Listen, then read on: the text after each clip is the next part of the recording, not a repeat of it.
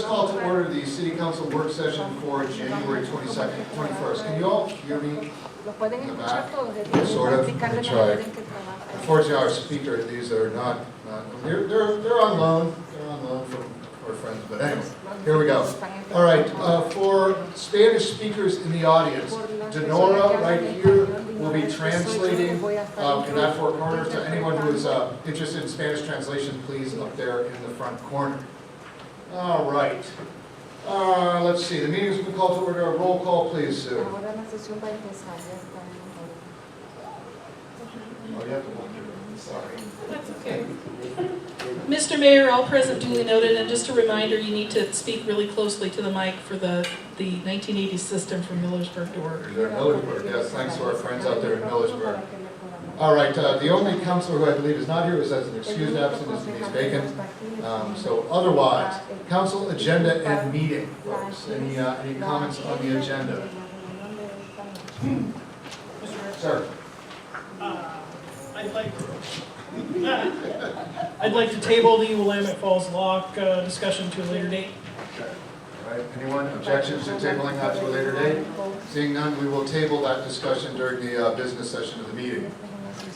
All right. Next, council business items, October and November fund financial statements. Any questions for Matt on this? Hearing none, we will move right along then.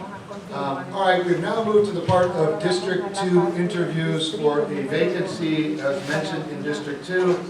The way we hope to proceed here, folks, for the candidates. I'm not sure everyone is here. All right, well, the plan process is you should have received or also seen on the website a series of questions that we will ask from that series. In the interest of time, we will ask 3 questions of each candidate, and the plan is to rotate the order of speaking. Okay, does that make sense? All right.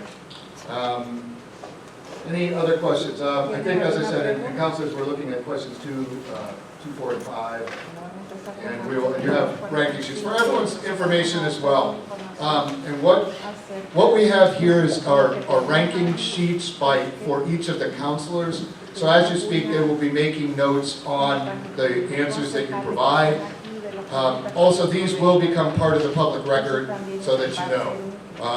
The plan is to try to seat or at least to accept a person this evening during the business session. And then the actual swearing in will be at the next city council meeting on the 3rd of February. Okay. Any questions from any of the candidates or anyone else before we start? Okay. All right. All right. Who? Let's see. Who should I give the honor? Will, it's going to be you. All right. Here we go. So Will gets to pick the first. I know he's not. Well, you're next, Will. Clearly no. Clearly. All right. Todd Looney. Todd Looney. Todd here. Okay. Moving right along. How's about we go to question? Yeah, well done. Next question. We'll try the next. That's how I always do this raffle. Yeah, I noticed that. I noticed. Yes. Okay. Todd Enzor will be the first to answer. Okay. Good evening, Todd. All right, and I guess I'll start, and then we'll see who goes for next. So, good evening, and thank you for being here. Good evening, Mr. Mayor, Councilman. All right, this is question number 2. Why are you interested in serving as a councilor? I've been a Newberg resident for 22 years. I love Newberg. My family has grown up here, and we have a lot of deep connections, and I'm interested in serving the town in any way that I can. I saw that this would be a good opportunity to do so. I care about the direction of the city, and I would like to improve livability and just engage the citizens as best I can. All right, well, thank you. And what I think we'll do is just rotate. In the past, we've asked candidates to go out into the hall, but I don't think we will this time. But then we'll yield the floor to the next person drawn. Lisby, you get the next one. So Todd, and then we'll come back to you on the next question. That's okay. That'd be great. All right, next, Catherine, manager, please.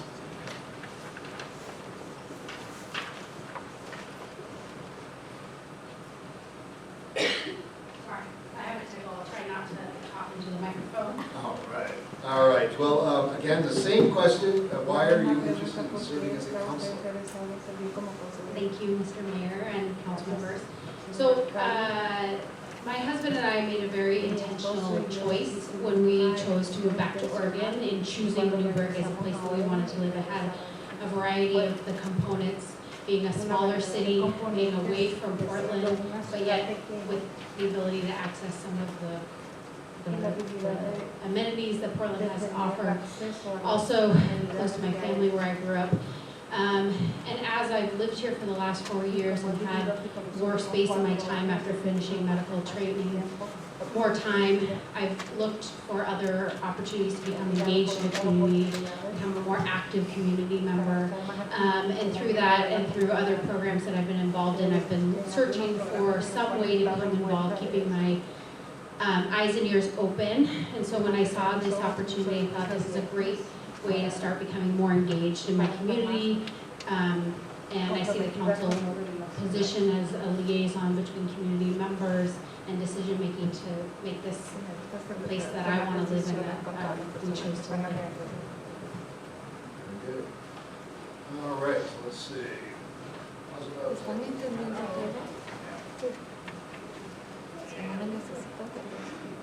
All right. Julia Martinez Plancarte, please. Good evening. Good evening. Thank you, Mayor and council members for having me here. So I'm interested in serving on city council because currently the Latinx population is about 15%. And although it may seem relevantly small compared to the rest of the population, 1/4 out of every student in the district is Latino. And so this really talks about what the future of Newberg is going to be looking like.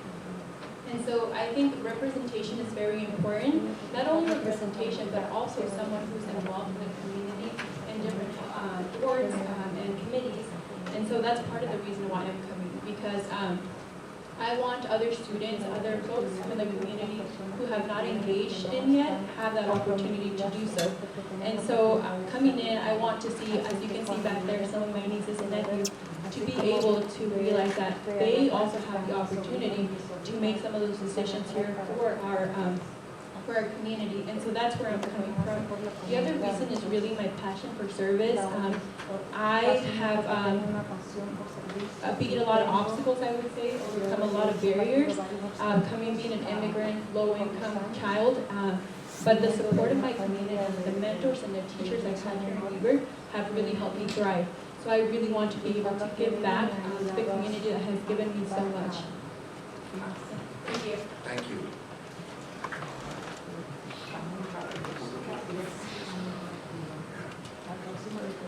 Okay, just one piece of information I should have mentioned earlier. Actually, one of the applicants has withdrawn, so Sarah Renee Ryder did withdraw. And we'll mention a little text in her email a little bit later. All right, let's moving on.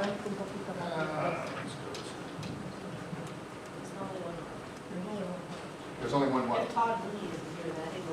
Yeah, I don't think he is here, right? Todd has not arrived. Right, oh, and yes, right, Stephen, I'm sorry, Mr. McKinney, my apologies, I don't know where I was going there.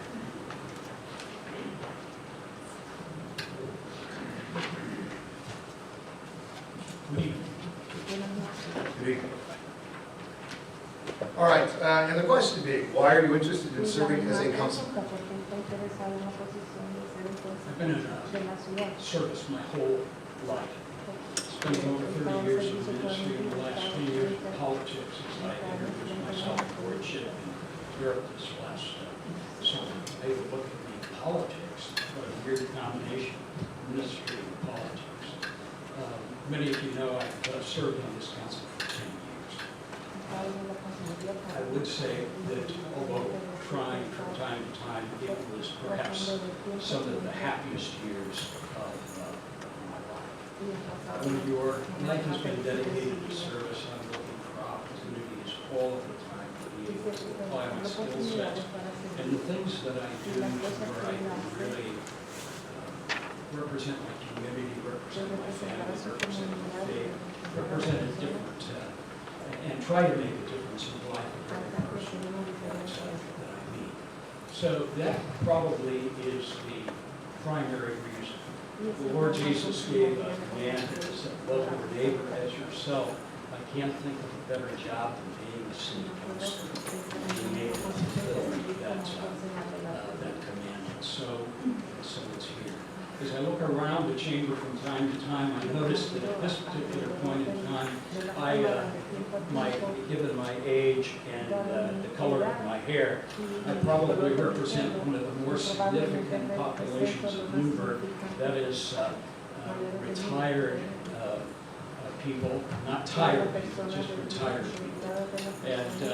And that places me in a position to where I can represent a certain level of interest and a certain level of concerns that sometimes councils, there is that absence of that representation within the group. So this became an opportunity to that. The primary reason why I reapplied for this job is that at this particular point in time, the learning curve is very, very substantial for a person who's coming into city service. In the last 10 years, I think that I've learned what that learning curve is like. I've become familiar probably with every issue that you've been confronted with over the last year, to the point that I was familiar with many of the legal issues that you're already facing and trying to resolve this year. So I am a person that you won't have to invest a lot of time in trying to catch up. I'm already familiar with some of those things. Familiar to the point that, contrary to some of the things that we heard from some speakers out of the city last year, is that from time to time we're not all in agreement as city councilors. We need to be able to voice that disagreement and the reasons why.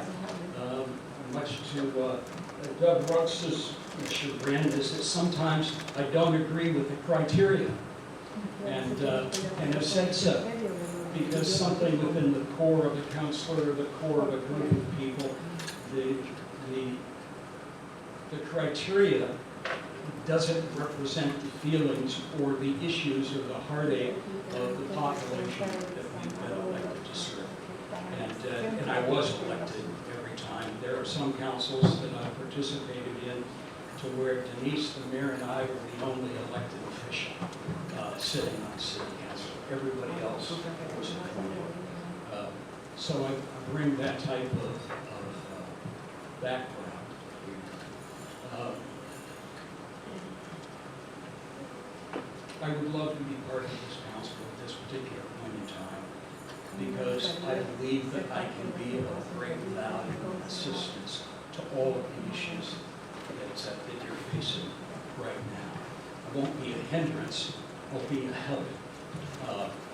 There is a number of things from time to time that grab our attention and grab our heart, but in one of the questions isn't asked, I hope it will be, is the level of communication that we have with the citizens whom we represent.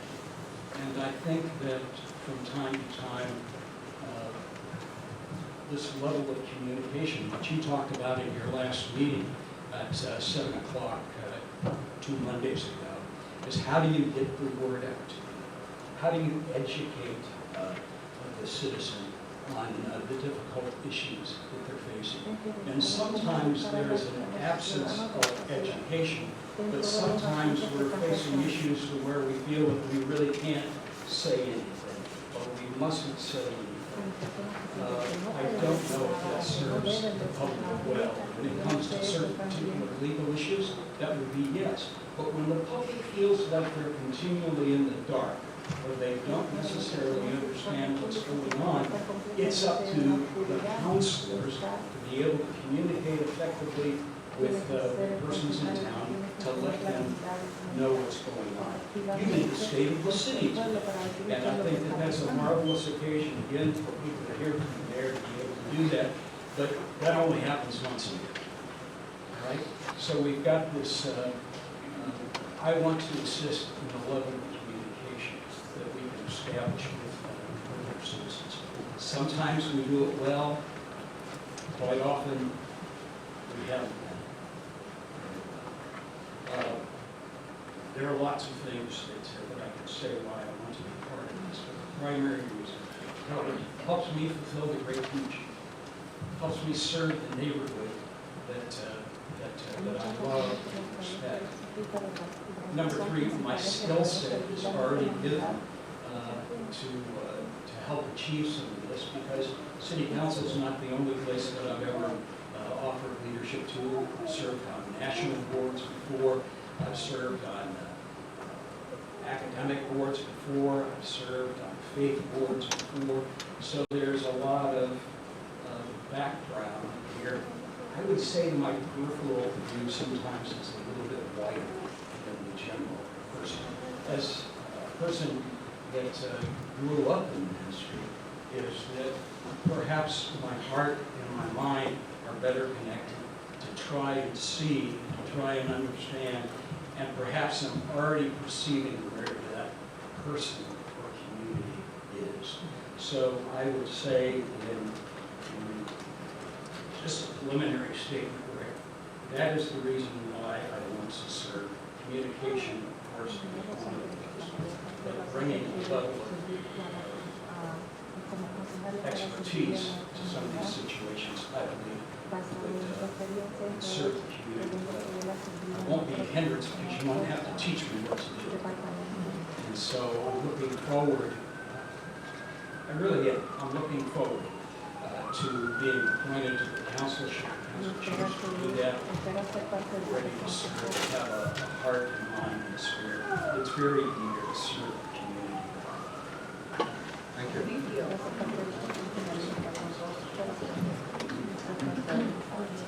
All right. The next first question, Mr. Rooks.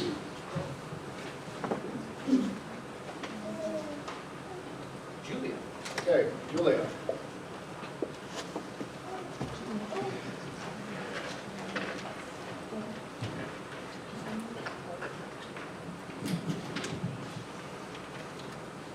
Evening. What is your understanding of the role of a counselor, and what has prepared you to be a counselor? From my understanding, the role of a counselor is to be a representative of the community. And what this means is that you set policies and you set goals as well, that in order to listen and learn from the diverse community here that we have in Oregon, you also collaborate and work with the other counselors so that, because I think that each of you, as I've heard, has different interests and different perspectives. So really you're working together to come up with one, you have all these views that come together and you're able to come up with one decision, or maybe we'll take one stance as a whole, even though you're all sharing, the best, you're bringing the best versions of yourselves into this space. And I think what has prepared me to do so is that along with a lot of the work that I've done for the Levis Virgin community, if you don't know, this is a nonprofit organization that advocates for immigrants and the advancement of Latinx leadership.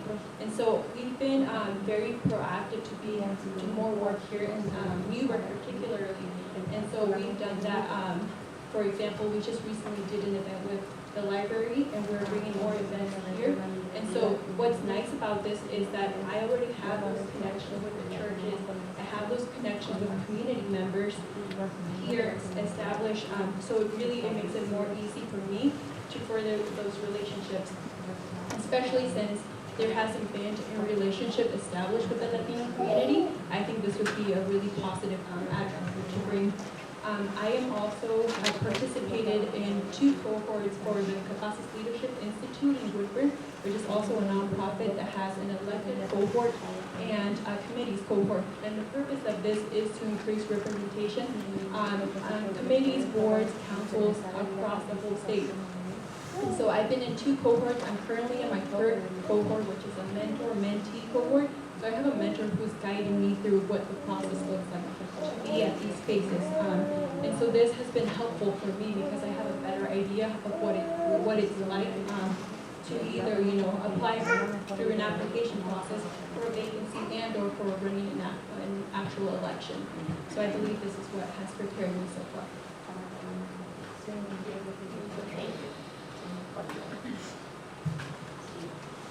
Mr. McKinney.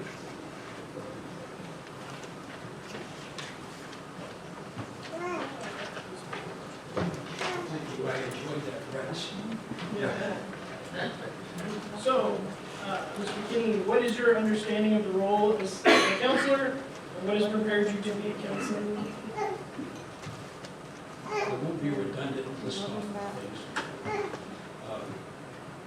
One of the things is that a city councilor learns very, very quickly that you are classified as a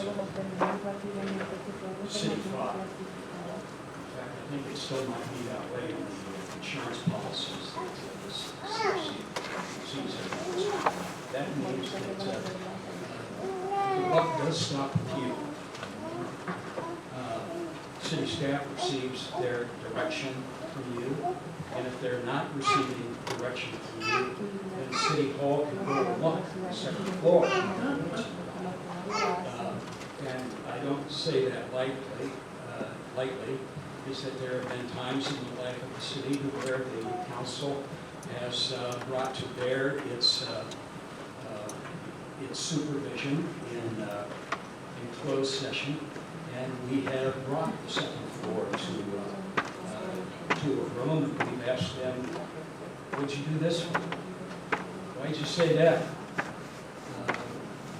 How are you going to resolve this issue?" From time to time. Those are the very difficult times. Unfortunately, in the life of councils, that doesn't happen very often.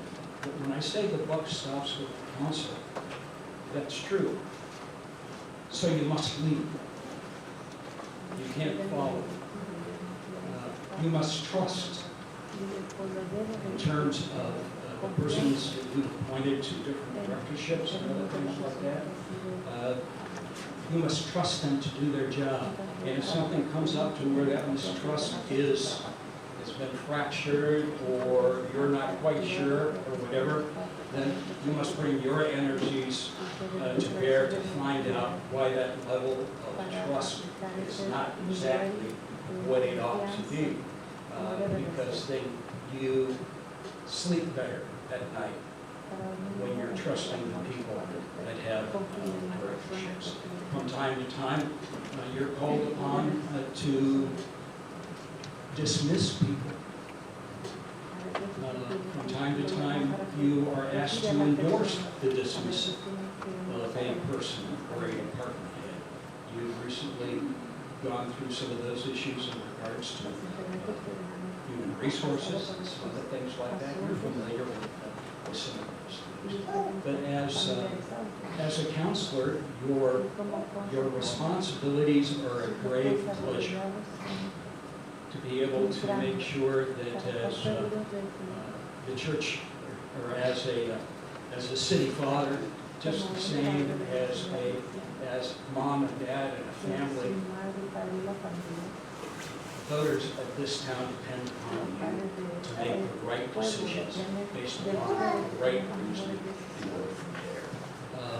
From time to time,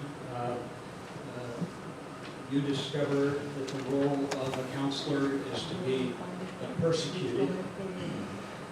People sometimes talk about you, sometimes they say some most ungracious things about you, but yet you still get to grin and bear it. But if it's untrue, don't be afraid to draw people's attention to the fact that that is an untruth. That's not right. The circumstances were, and then you're able to articulate what that is.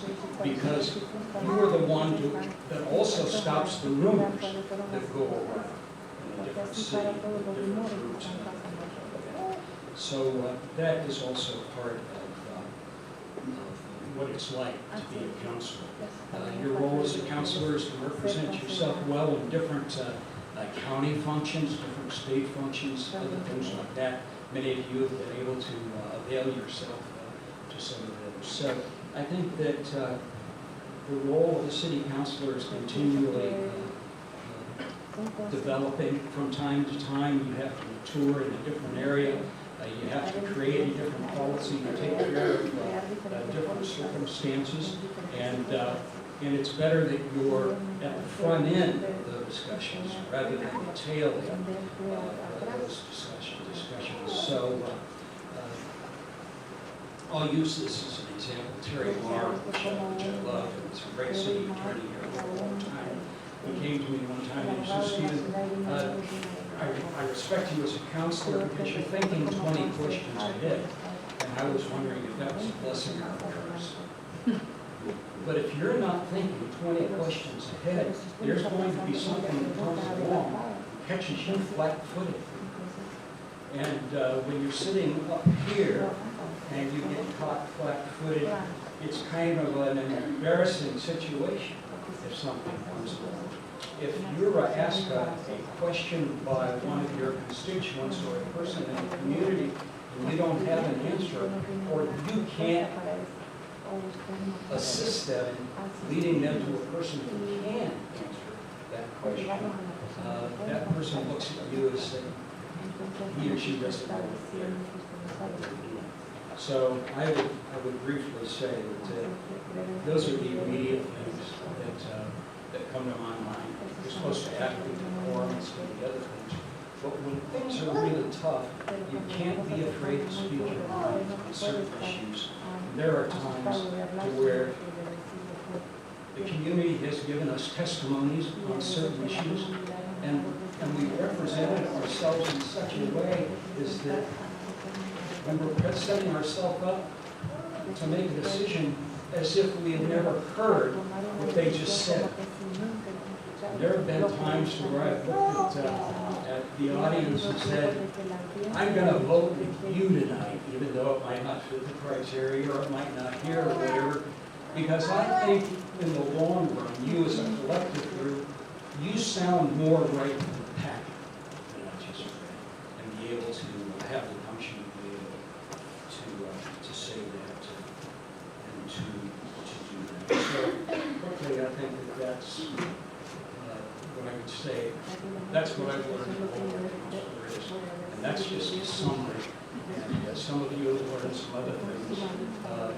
And hopefully we get to a place where we learn things easily and it's less embarrassing.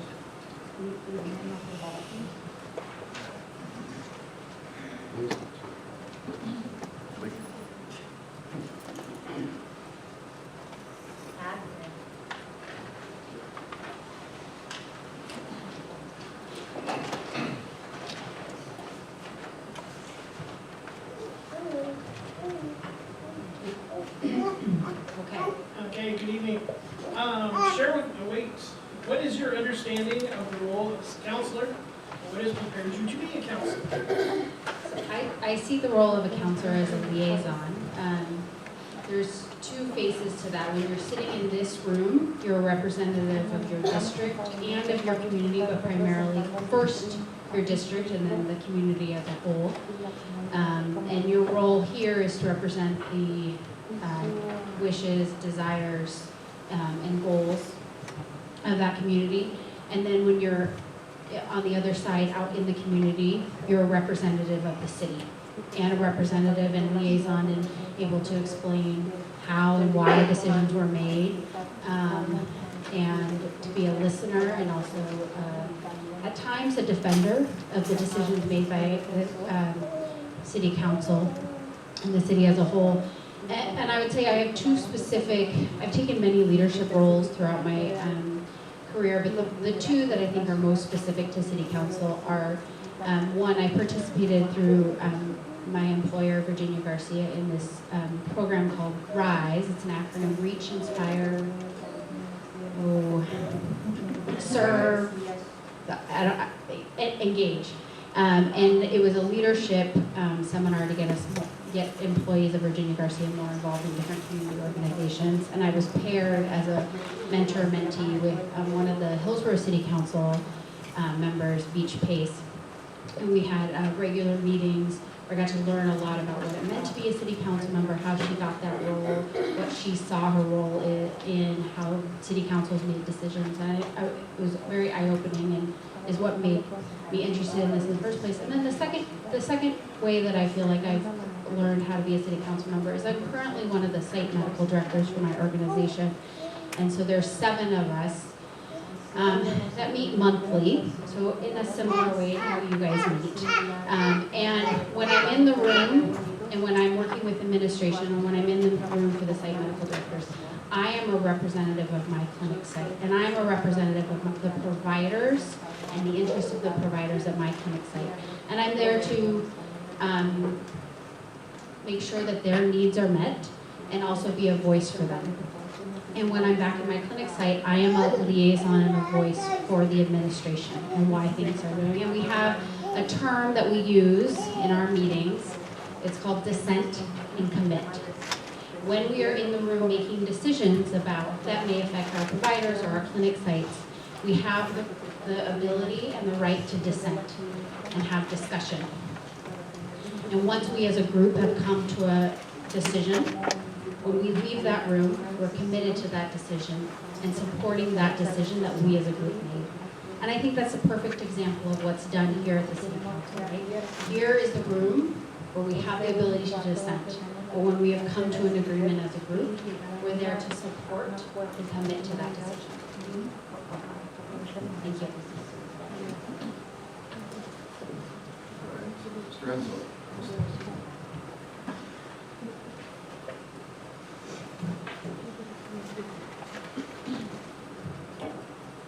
Good evening. What is your understanding of the role of a counselor, and what has prepared you to be a counselor? Reading through the city charter, the role of counselor is quite weighty. Comes with an enormous amount of responsibility, and I can imagine challenges. I see myself in carrying out the role of counselor as both a frontline representative of the city, and also as the last line in making hard decisions. And looking through, again, referring to the charter, the counselors appoint and also remove when necessary 3 of the key positions, the judicial position, the city manager, and the city attorney. So, and then also implementing laws for the city, ordinances and resolutions that affect everyone in town. And so I think it's quite a struggle to balance the needs of the city, your own feelings of right and wrong, and trying to come together to make decisions that are best for the city. And working together with the rest of the council members, finding what's best, put aside differences, and look at what's best, what's most helpful, and stand by those decisions. I would see that the counselor must grow a thick skin as you're making difficult decisions, and you need to be able to deal with criticism and also input and feedback and direction when necessary. And I see myself in my career, I was a teacher abroad, so I've lived overseas in Honduras and spent time in Mexico, working with different cultures. I was a wildlife firefighter leader, crew leader for 2 seasons, and had many crucial decisions to make with a number of men under my command. Worked with church and ministry, been a Cub Scout leader, and had decisions that affected a large group also. And so working with people and doing what's best for our constituents and the citizens in the community.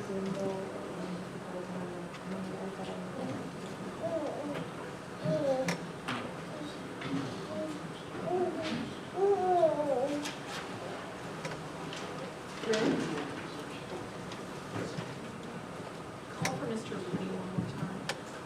Hi, is Mr. Looney in the audience, Todd Looney? Okay. Just Okay, checking. all right, thanks. All right. All right, I'm going to ask for the audience help. We know that Todd answered the first question. Who answered the second question first? Jules. Okay, all right. Thank you. I'm glad you all are paying attention better than really I am. Maybe keeping notes. Yes, probably. Yes, please, please. All right. That having been said, let's see who's first for the final question of the evening.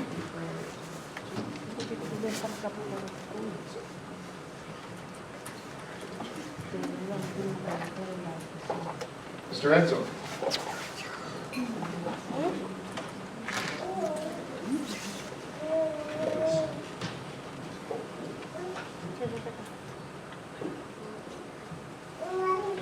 Who wants to ask a question? You don't have a microphone. How about you? Question 5. Hello. Share with us an assessment of any recent decision of the city council. I don't know that this particular council had the opportunity to make decisions on the bypass. I thought that was a good project, but more recently, I thought that Resolution 3533 approving the funds for Visit Newberg was a great decision, promoting tourism and jobs and industry to take another look at Newberg is helpful for in a number of ways, for again, providing jobs and bringing tourist dollars. And also the move to WACA, improving the first responders' communications, making them more reliable and accessible to the community was a very important decision. I know it was costly, and so I think that was another good one. And then I think the council working on 3586, the resolution to partner with faith-based, private, and public organizations to provide assistance to the city for emergency distribution of supplies. So engaging and getting the citizens also involved in and taking care of each other was also an important decision. I didn't think of that was recent. You might have had something to say.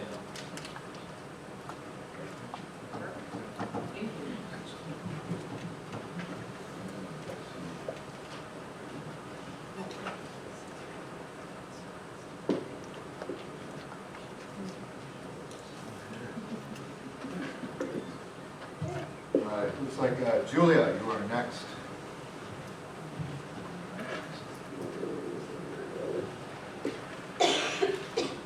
Hello. So again, the question is, share with us your assessment of any recent decision of the city council. So the city council recently chose the city manager, and so what I thought about this in the process was that it was a lot more transparent than in the past in terms of what I've seen. I know that you all had a community forum where folks in the community came to that space and were able to ask questions to the 5 candidates, and also to be able to discuss the concerns and things that they were looking for. And so this is very important, especially right now with some of the issues that are going on, and fostering trust within the community is really important. And so I know that on the next day, that following Monday, there was 3 different panels that were asking questions to the potential candidates, and there was one where the city councilors were involved, the other one was with the staff, and then the third group was the panel with a lot of the stakeholders in the community, which included folks from the business sector, George Fox, and nonprofits as well. And so I think this is a really good push in the right direction because it allowed folks to be able to ask questions and concerns that they had, particularly from their role. I was in the stakeholder interview, and so this was a space for me to be able to ask a lot of those critical questions, particularly around diversity, equity, and inclusion, which is something that I'm very passionate about. And so to even have the space to ask folks, ask the candidates these questions, regardless of ultimately who the council chose Dan as Dan Wayne. I think I'm butchering his last name. I still think that this is a really good process, and after that, I've had discussions with folks in the communities. This is who our new city manager is, and this is why he's going to be playing a very important role in our community, mainly because of the chaos that we've been going through. So I really applaud all of you for making this process a lot more transparent. Thank you.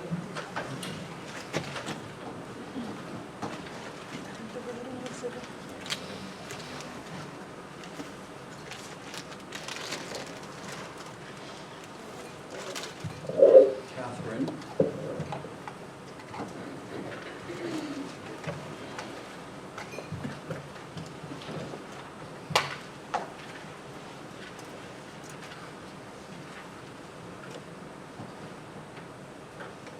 Do I have to wait for the question to be read again, or can I assume that I know the question? Okay, share with us your assessment of any recent decision of city council.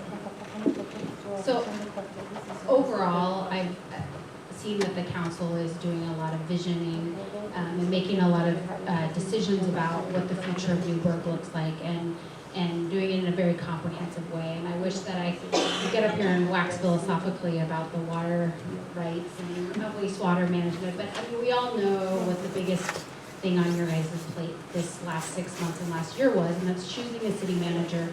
The city as a whole has undergone a lot of trauma as a result of the way that the city manager transition has occurred. And when we look at trauma from a medical standpoint, which is where my background is, and we look at moving through trauma and the trauma response, we know that the most resiliency that people get is when it's moved forward with support and open communication. And so I have to say that I've been impressed with the way that there have been deliberate movement from the city council and the mayor in how they're making the decision, in discussing how they're making a decision, and the transparency of understanding the reasons why the previous manager had to leave. In the effort that as we move forward as a community, we can try to build some more resiliency in understanding that we are all human and mistakes are made. And together, if we are all trying to be players at the same table, we're going to be able to continue to make forward momentum. Because we all know that the city manager is really what we need to move forward a lot of the city council's big decisions that they've made envisioning the future of Newberg. So, I mean, I really would echo a lot of what Julia already said in the way that the decision was made was, in my opinion, impressive for a small city like Newberg. All right, Mr. McKinney.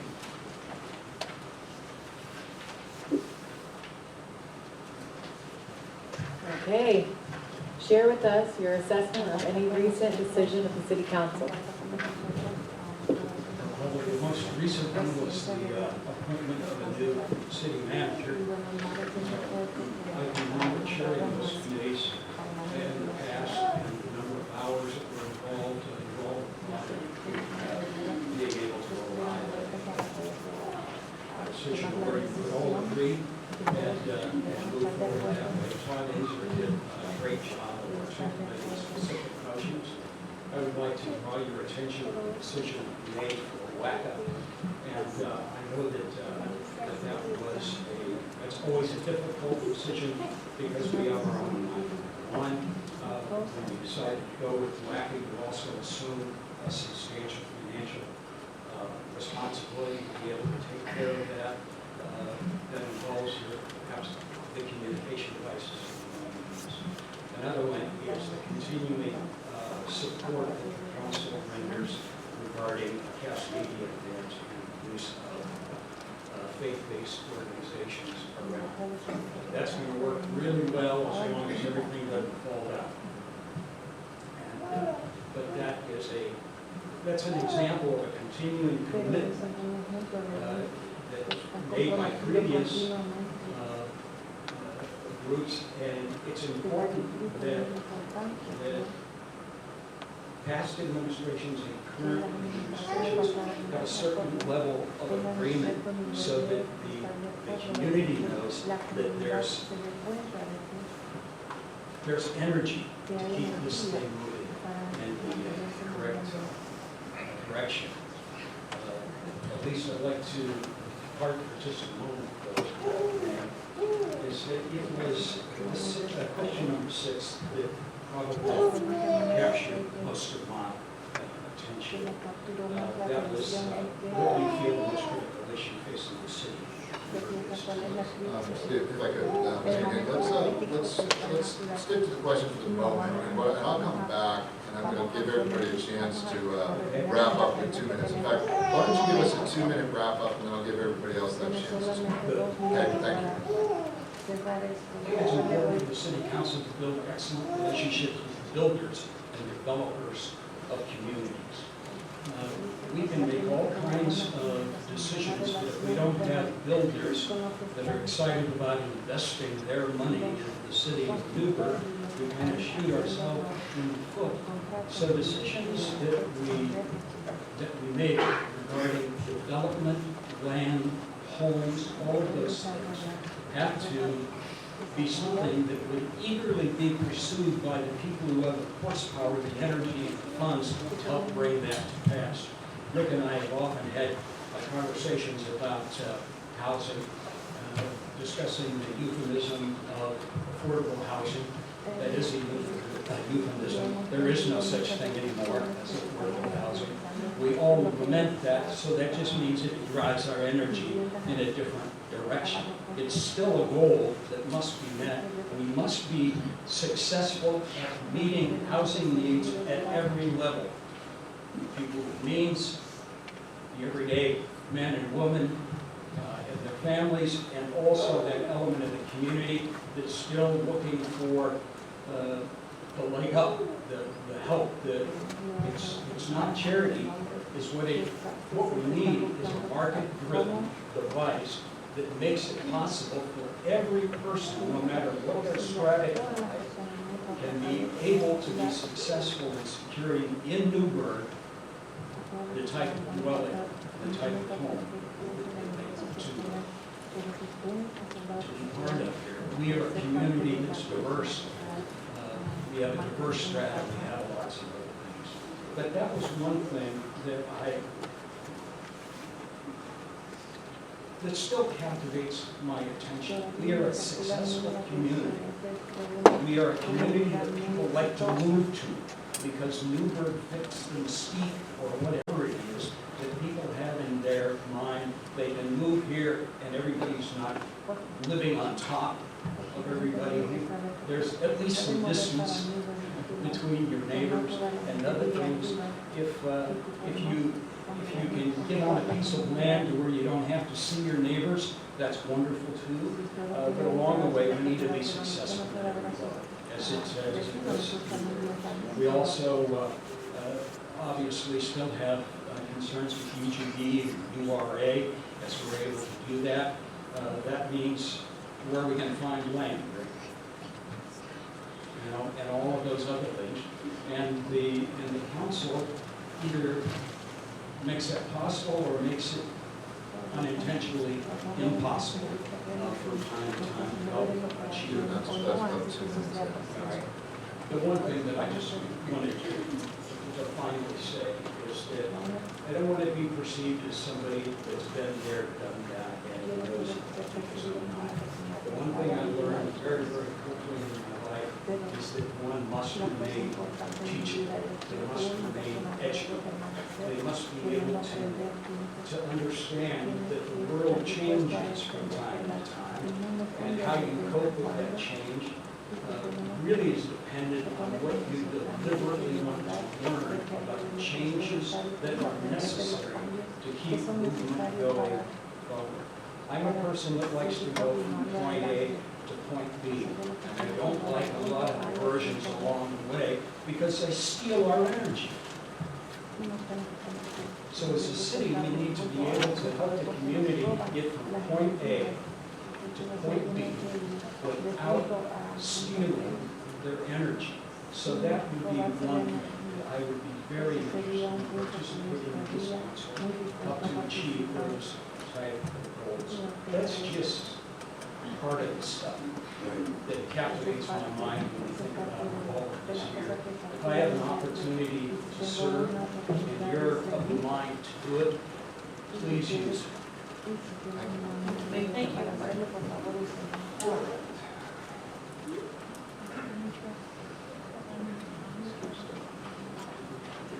you.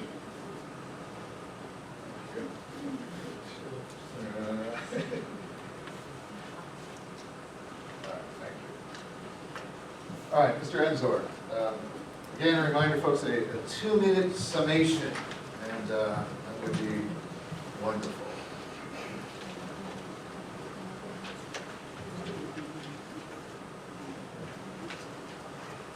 Given the opportunity to serve on the council and serve my fellow citizens, I will bring a passion and a desire to make improvements where necessary, to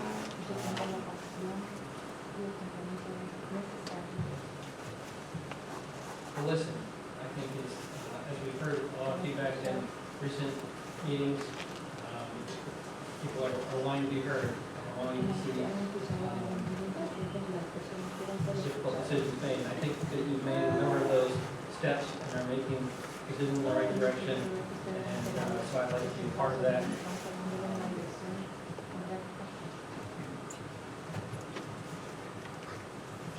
As part of the neighborhood watch in my community, or my neighborhood, there were a number of issues that we were dealing with,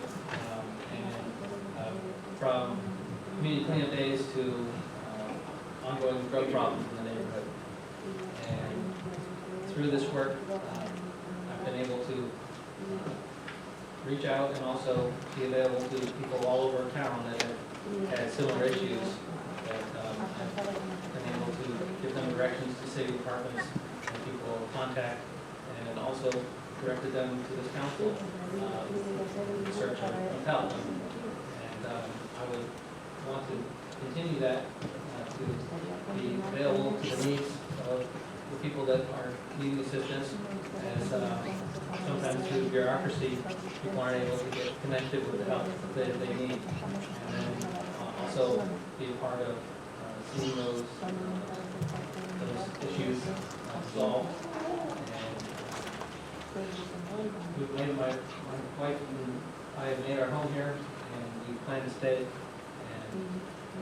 I have this free time as I'm self-employed to do a lot of community outreach, and also to work on not only issues that come up in normal meetings, but committees and other things that would require assistance and have interest in. And I just want to see Newberg be the best place that it can be, and help all these things.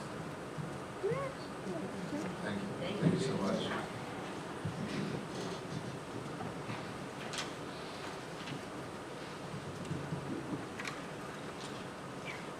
Julia. All right, again, a 2-minute summation, please. All right. So I think from being a 5-year-old, the first time coming into the city, living on Main Street, and just, starting a life with my family here was all new to me. And I think that as an immigrant and as a Spanish native speaker, I never thought when I was younger that I would even have the opportunity to be sitting in front of all of you, sharing the insight and experience that I've had with my community, with my family. And so I think that shows a lot of the progress that Newberg has made already, regardless if I get the position or not. I think someone like me thinks that I have a chance at sitting at a table with folks who are making decisions, policies, and setting goals for a community. I feel like that's huge already. And so, along with that, I'm very invested in my community. I've been here for 20 years, and I've served in every way possible that I can ever since I was in middle school. Because that's a value that my parents have invested in me. That the idea that as an immigrant, we made it here, and so we have to hold the door open for the people that are following after us, the people that are still striving for a certain success. And so I think that it's very important that the experiences not only of immigrant but of other underrepresented groups is also given an opportunity to be given a space where they can express themselves, because our experience and our insight is just as important as that of folks who had the opportunity to have higher education, have more economic stability. And so that's where I'm coming from. I am very passionate about my community, and I just hope I'm given the chance to stand up and give a voice to folks whose first council meeting this is. Thank you. Thank you. All right, Catherine. All right, again, a 2-minute summation.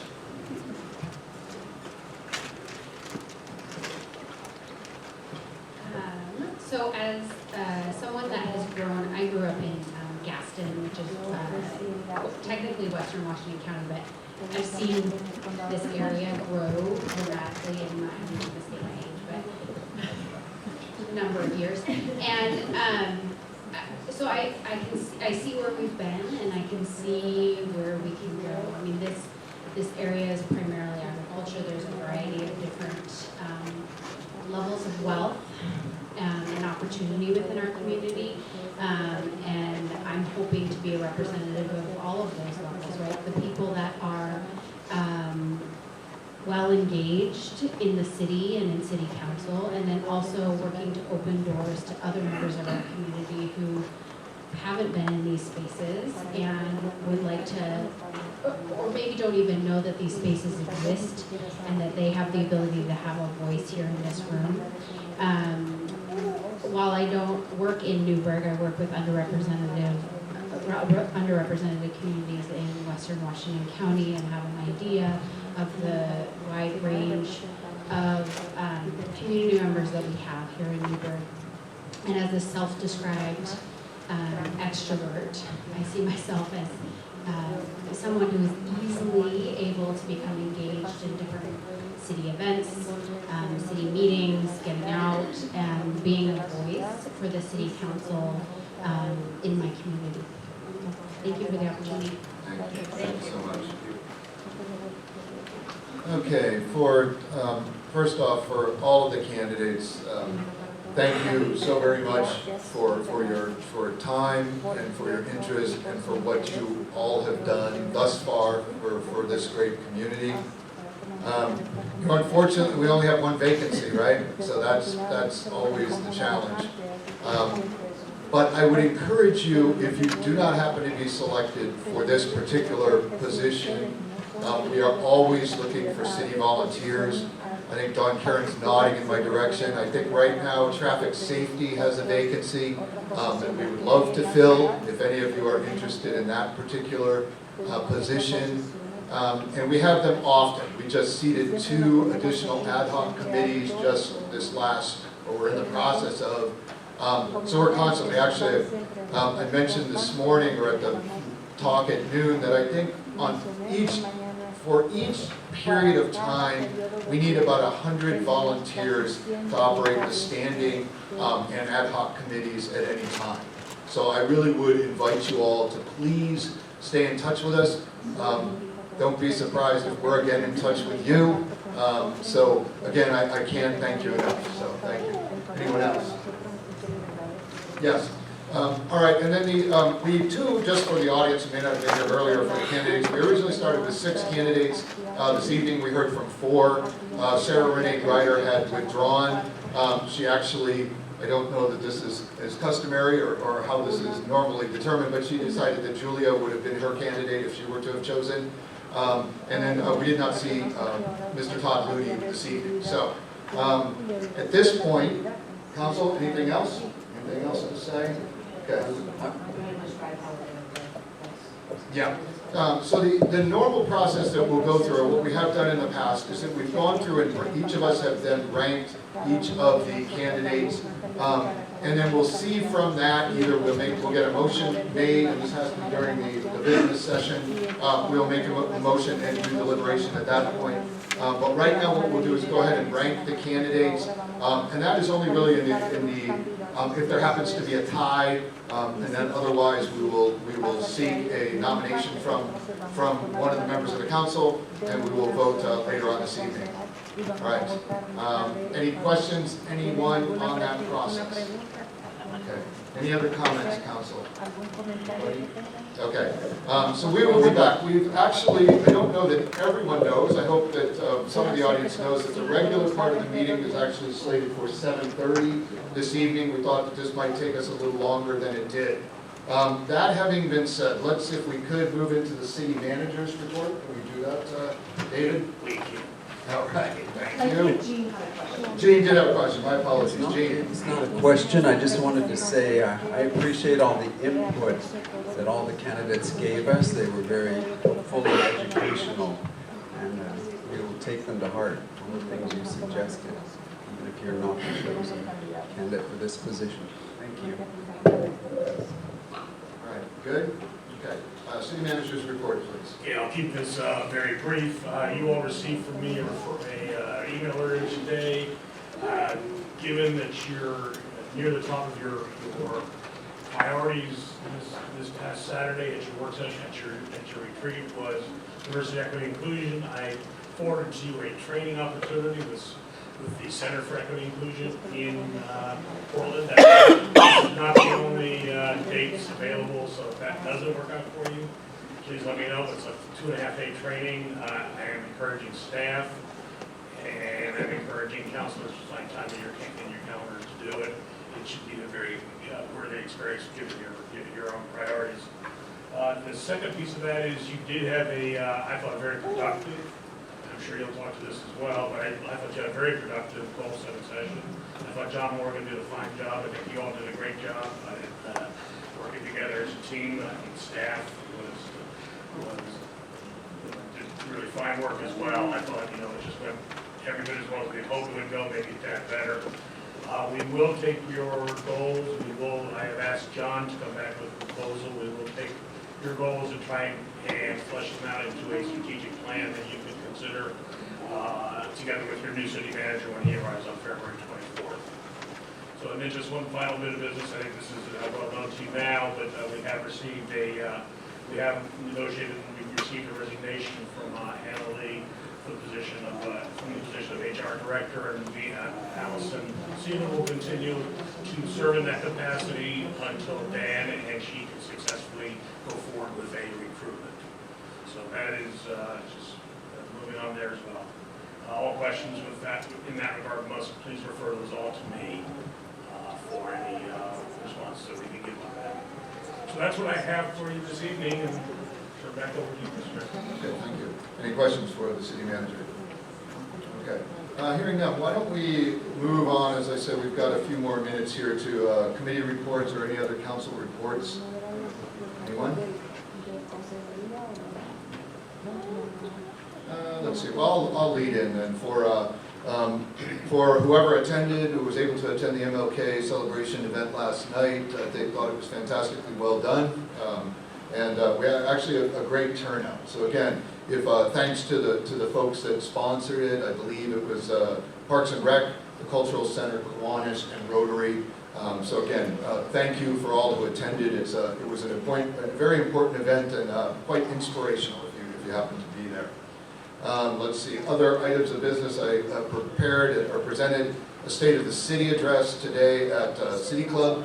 And if you are interested in hearing that, David was kind enough to film it, and it will be uploaded to YouTube, so you'll be able to see that there.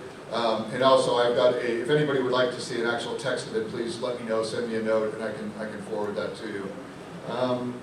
Let's see, other things. I have recently been meeting with Downtown Coalition, have been a part of that. Be aware, if you own a business downtown, they will be probably knocking on your door. They're looking to expand their membership, so be aware of that.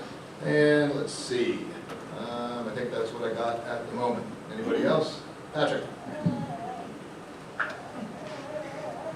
I will always take an opportunity to talk about the bypass. So, last bypass meeting, there have been meetings with ODOT regarding the short session of the legislature and the approach of either trying to finish phase 2, which would go from 219 up to Rex Hill. The question came back from ODOT is how much would the local entities be willing to kick in to help finish that phase, and didn't give us a number. And so what I have done is I asked staff to pull what Newberg and McMinnville and Dundee and Yamhill County kicked in last time, and our money was the last in. And so since we had a savings, I expected that those monies would be put toward phase 2 or the completion. I'm going to ask staff here in the next few weeks to bring us forward a little presentation on the history of phase 1 and how that came about and how we're paying for those monies, and then we can have a discussion from there. But there's no real critical need for an answer right now, and I hate to, when somebody says how much do you want to pay, I'm always hesitant to negotiate against myself. So I personally would like to look at our history and what previous councils have done, and then go from there. So expect that coming soon. And I will be testifying down in Salem for the project, and hope that if any of you have issues you'd like me to, or committee meetings you'd like me to attend, I can do that if you provide me some talking points. So, all right. All right, anything else for the good of the order? All right, hearing none, looks like we've got a little bit of a break, folks. I'm sorry. We'll adjourn the work session and we'll start the business session. Call the City Council business session for January 21st to order. A roll call, please, Sue. Mr. Mayor, all present duly noted with the exception of Councilor Bacon, who is excused. Just a reminder to speak directly into the microphone. We're in between sound systems at the moment, so this one works, but it is from the 1980s, so you have to rock it like an 80s rock star. And that goes for all who are making public comment as well, when you come up to the microphone here. All right, Pledge of Allegiance, please. I pledge allegiance to the flag of the United States of America and to the republic for which it stands, one nation, under God, indivisible, with liberty and justice for all. All right, well, thank you. Sorry for the lack of seating, folks, but it is very good to see you. There we go. All right, I think the first order of business is the waste management presentation. And we are ready when you are. Good evening, Dave. Good evening. I'll get it right up.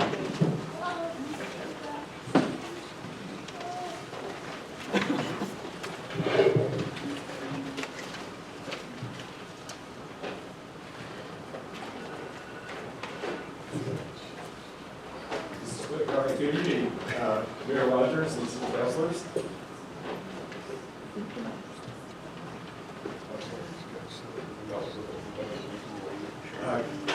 My name is Dave Haber, District Manager for our waste management operations here in Newberg. And with me tonight, my colleague, Dean Camper. I do municipal marketing, reporting, Newberg market. We have 6 districts, the largest in Portland. We have one in Forest Grove, one in Walla. This one here in Newberg, as well as Scappoose, and probably south and northern you go is Okay, and tonight's discussion. Do you want to share your highlights there? Tonight, we come forth, counselors, and we also request for some service improvements to the residential line of business.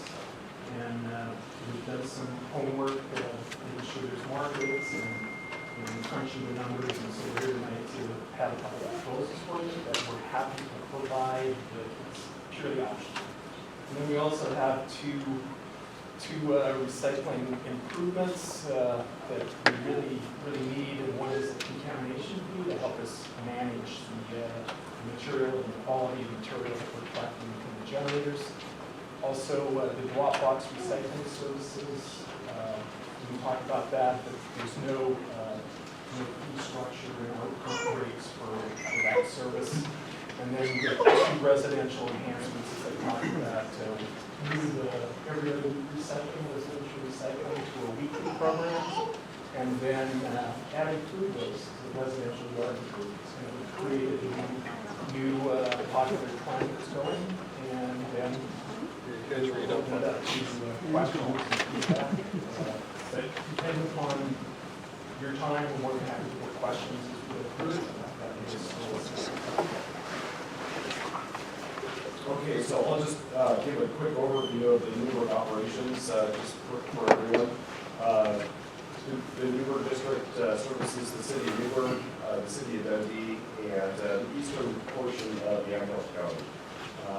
So we encompass just over 10,000 customers total here who service out of the Newberg operations. Our facility down on Wayuski Road consists of 24 family wage jobs. We have drivers, mechanics, transportation employees, as well as general support staff. So one of the things I always like to include here too is just the transfer station operations. It's a facilities open to the public Monday through Saturday, 8 to 5. We accept any solid waste, construction, demolition material, and then the public recycling facility is open the same hours, Monday through Saturday, 8 to 5 as well. And that's a facility that we can drop off a multitude of recycling items. Okay, just checking. Can you all hear in the back? No. No? Okay. You might even have to hold it up or be exposed to the camera, so sorry. Okay. All right, and the next slide here is the services that we provide for the city of Newberg. So this is an overview. On the residential side, we provide weekly garbage service. Of course, that's various sizes based on what the residential customer wants. We provide every other week recycling with a little cart provided. And then we also provide the every other week yard debris collection as well. About a year ago, a little over a year ago, we started the glass subscription service. So that's a service that customers can pay a little bit more for. And it's based on participation. The fee is based off of participation rate. So currently there's over 50% of the city of Newberg that participates in that glass recycling service. As for the commercial services, the commercial customers here in the city, we provide trash recycling services for all of the commercial services, commercial customers here in the city of Newberg. And then we also provide, we call it industrial services. We also call it Dropbox services as well for the big industrial companies here in the city. Dropbox services are also provided for residential customers too if we're doing demolition construction projects. We also are busy with seasonal services. So for example, the wine industry keeps us busy during harvest season with the recycling of all the harvest material during harvest. Okay, Dean's gonna give an update on the current state of the recycling market. Thanks, Dave. Yeah, we've been here before you before, because this started back in 2017 when the majority of our collected recycled materials were going to markets in China. Over 50% of these commodities, the paper and the plastics, were going to China. Today, less than 2%. So it changed quite a bit the demand and the supply of these commodities. China's new policies are banning the materials and limiting contamination and reset global impacts on recycling programs and commodity values throughout the United States.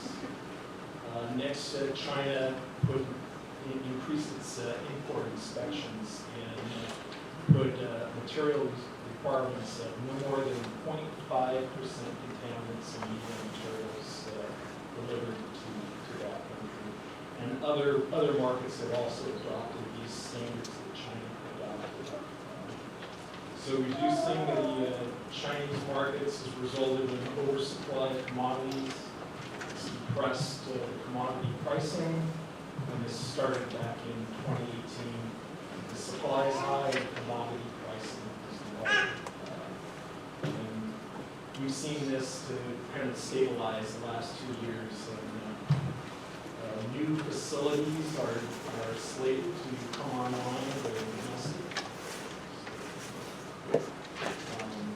This slide here shows the flow of materials throughout the world. And you see upper right, China back in 2017 receiving about 27%, whereas today only like 2%. You also see the United States domestically, flowing material domestically has increased. So we need to be more responsible of our own commodities and make our own markets. So there are mills slated to come online, but what effect that will have on the demand or the pricing is yet to be seen.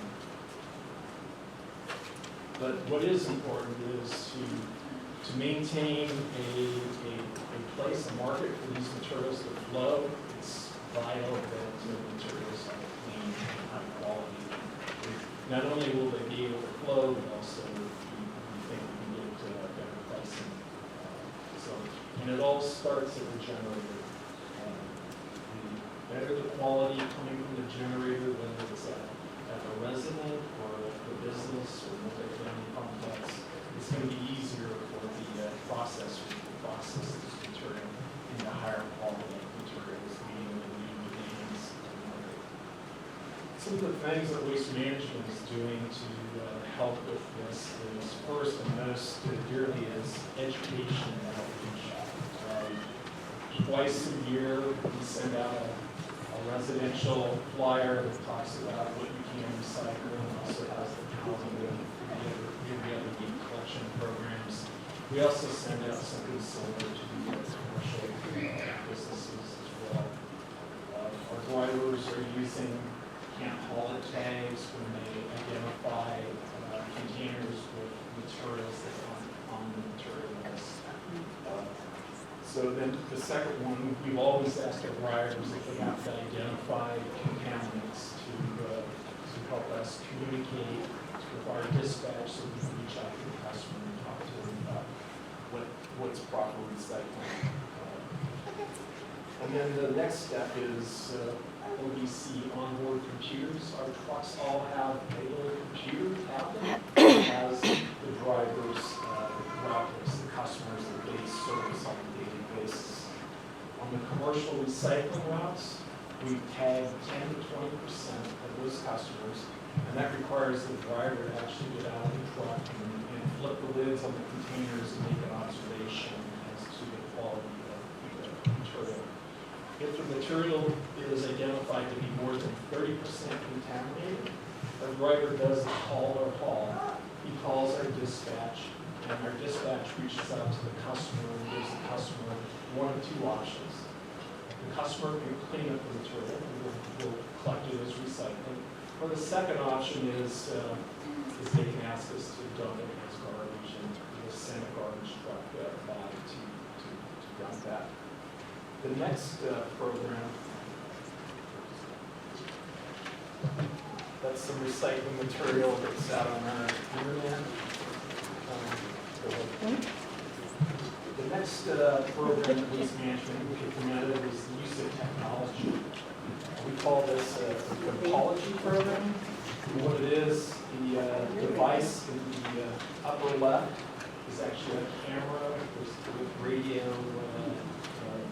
ability to transmit the photo by radio to our dispatch center. And then that device takes a picture every 7 hours, so we're getting about 3 photos a day. And those photos go to a dispatch center are being reviewed for contaminants. And the big thing they're looking for is the big black bag. But that's identified that our dispatch has our customer service reach out to the customer. And once again, it's an education opportunity to talk about what's right recycling and what's not. And then also give them those same 2 options of the customer can clean it up or come back and and to our surprise, with that program, we're only seeing about 5% of the customers that are actually asking us to donate this garbage. That kind of surprised me. I'd like to be higher, but I'm happy with that. It's an education opportunity. The customers obviously want to do the right thing. In our market area, which is Oregon, Washington, D.C., we have about 1,500 of these cameras. In Newberg, we probably have 30 or 40, and that's really nothing to that. But that's where we've been. And next is the newest, which Waste Management calls the Smart Truck. This is the new technology that we're rolling out today. This is a program where we install the truck with cameras, video cameras. The front one on the front of the truck faces towards the container. So as the driver rolls up, it takes a video of the container. And with that video, you can see if containers are right-sized or if they're overloaded, which helps us to be able to go and have conversations with the customer about right-sizing. And also there's some community benefits of litter and contaminant, no wind blowers, issues. The second camera in the middle of the truck there is the camera actually pointing into the hopper or the loading chamber of that truck. So as the container dumps, there's a video watching material fall in there. And unfortunately, we don't have the PowerPoint because I have a video showing this program. I'm not able to show you that now. So the program is truck taking the photos, the videos being reviewed, and then the third step is proactively contacting the customer and talking about what we're seeing. So it's an education opportunity. This is the video that I wanted to show you, but we're not live. The one on the left is the picture, or the camera pointing straight at the container.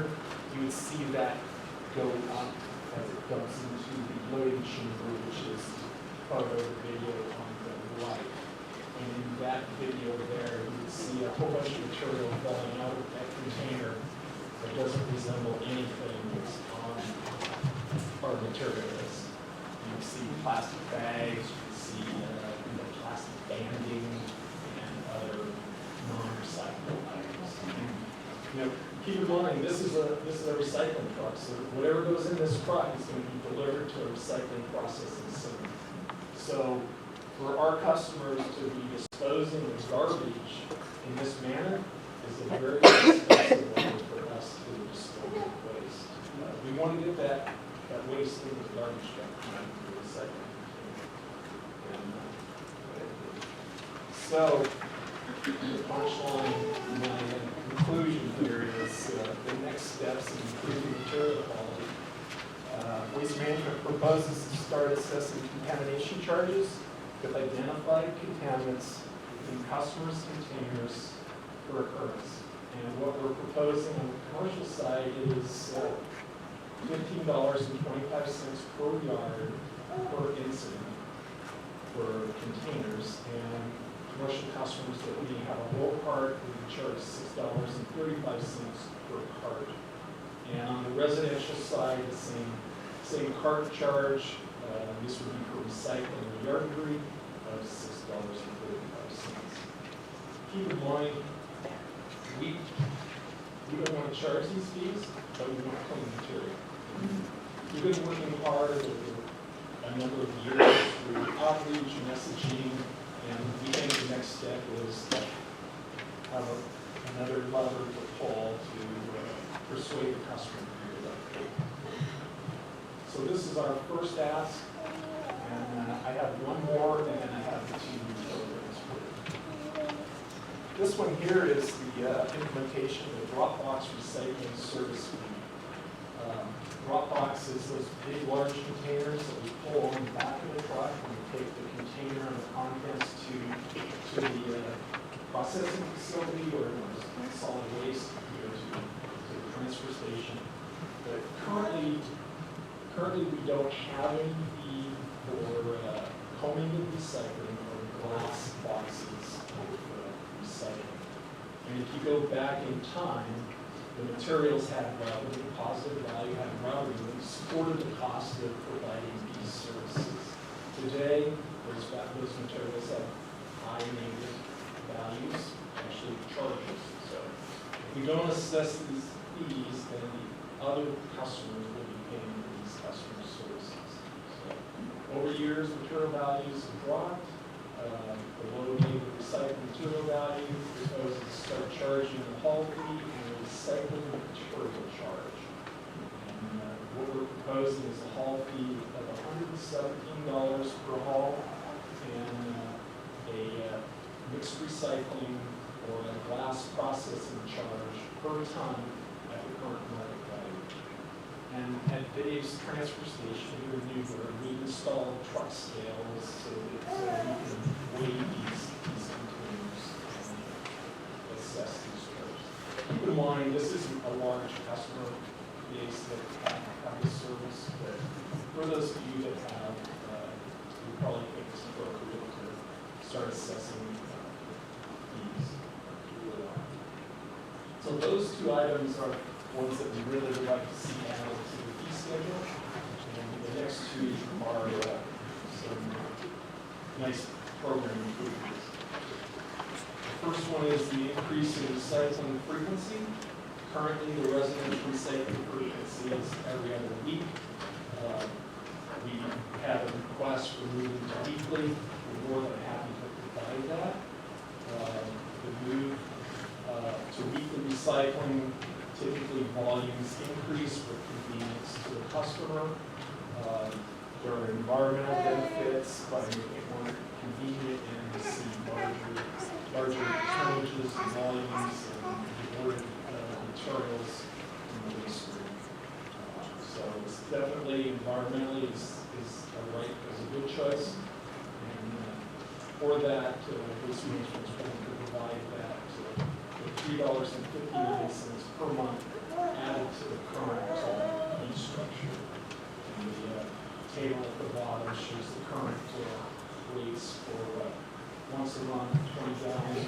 The most common is 35 gallon weekly, and it's currently $21.50. With moving to weekly recycling, we would add $3.59, which would take it to $25. With that, are there any questions with that one? So it's not like a option, like the glass recycling would be, everyone would have to move to that weekly recycling. Okay, and then can you remind me how much it would be for somebody, instead of doing the weekly recycling, for someone to pay for 2 recycling bins that is every other week instead, like currently? Would that be per month? Basically adding an additional cart. Exactly. Yeah, I think that's what you're asking. Let me check, I believe I printed the rate stuff for each, I want to say it's like, it's an extra $4 a month, but I can look through here and see if I can find a specific rate for you too.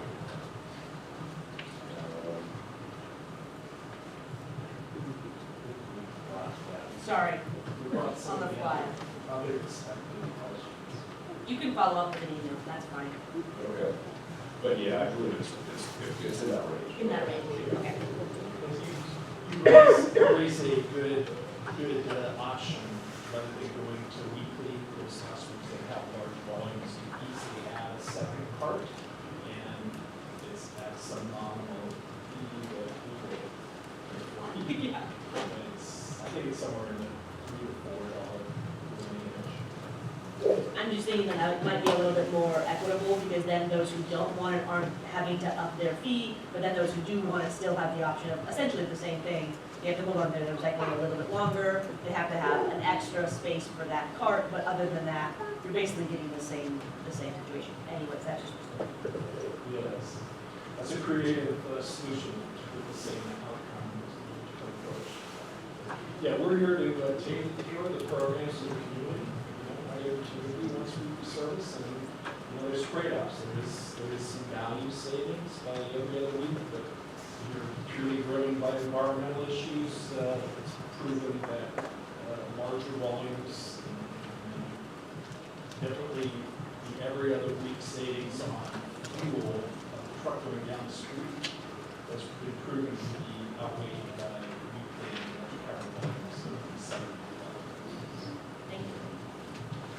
Just, I guess, before you move up, do you have an idea of this idea of contaminated recycling? Do you know what that's, I mean, what percentage are we running now? What kind of impact will that have? What you all do now?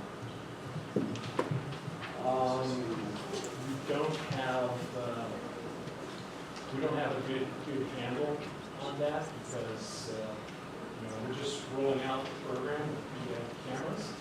But like I say, no customer has to endure these contamination fees, and we really don't want to collect the fees. We want to collect the materials. That's our goal, and we think with those fees and communications, we're having conversations with customers. That's probably the best thing about the program is it tweaks their interest. Sometimes it's the person pulling. The person at a business putting out the recycling may not be the same person that gets the mail or pays the bills. And so when that person gets a little ding on the bill, sometimes that raises a higher level of management within the organization to help influence those people.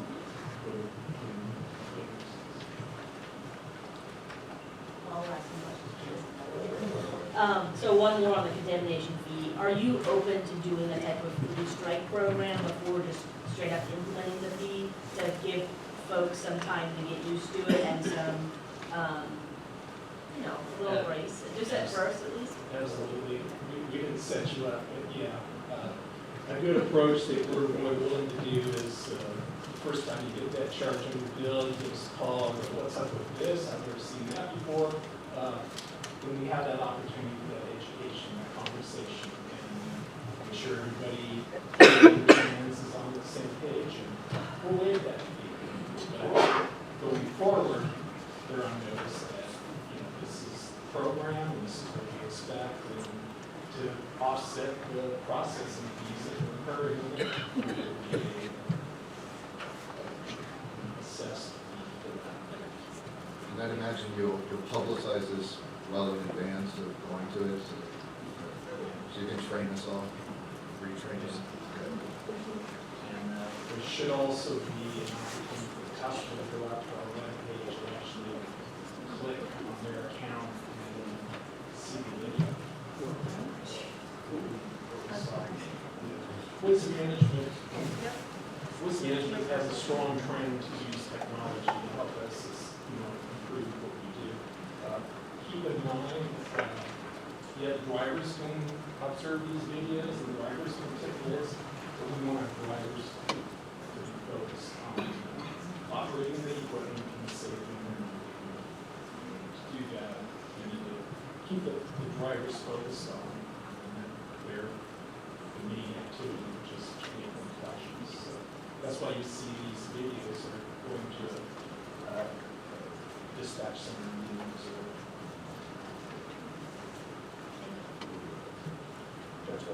yes, so The fourth and final proposal here before you tonight is a rather creative one. It's kind of a trend. It's residential food waste. You might ask why food waste added to the residential. Actually, food waste is the largest component of the waste stream today that has recoverable markets. It's usually 16 to 20% of the waste stream today. And when we say food waste, we're talking the full menu of food. We're talking meats, poultry, fish, bones, eggs, cheese, dairy, breads, dairy products, pasta, grains, beans, vegetables, fruits. It's the full menu. City of Portland was probably the first one to start this in 2011, actually Halloween of 2011. And it's been flowing to a couple of different processors, and one of those two processors, Dave was able to strike up the conversation, and they were very willing to take them to it. So next slide. Kind of how the program works at the resident. In your kitchen, you want to add a collection container with a brown box there, select and then as you're prepping your food, and also as you're cleaning the plates at the end of the meal, you want to put your food into that container and then carry it out to our collection container, and then we'll come by and pick up the material. Mixed with the food waste. Why do we want to do this? Food waste is 17 to 26% of the waste we dispose. Are the highest producer of methane. Methane is a very impactful greenhouse gas.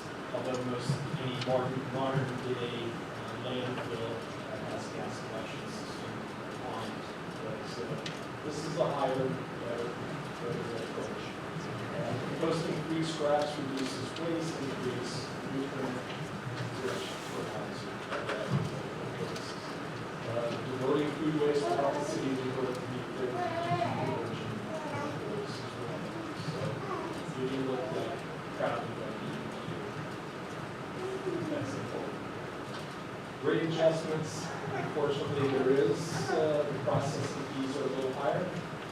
Waste management proposes adding food waste to yard carts. There are programs that do this every other week program. There's a big one up in Washington. The city of Hillsborough is just rolling this out next month, February this year. So it's not uncommon, it can be done. Probably more conventional is a weekly program.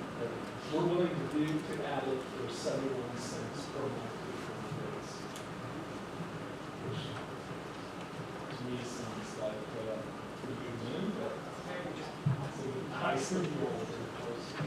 So then if we want to move to a weekly collection and adding the food, we would do that for $3.31. So I know I've thrown a lot of material at you to digest, and we've tried to summarize it into kind of a table form that we can pick and choose. Keep in mind those first two items I presented, I think those are kind of, we really need those. But as far as the additional improved service options, that's your choice. And you probably need to come back another time. But if you have any questions, we're happy to answer them. If you want us to come back, or want us to meet with you individually, whatever your preferences, we're more than happy to accommodate.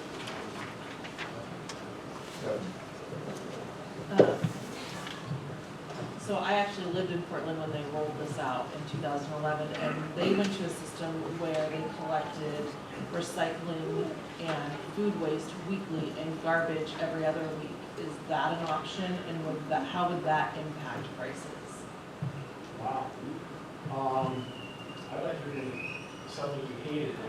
We loved it. We had a baby, and so we had, more waste than we had ever had because we just had we were looking at having a baby, and it actually worked out much better. We had much less garbage.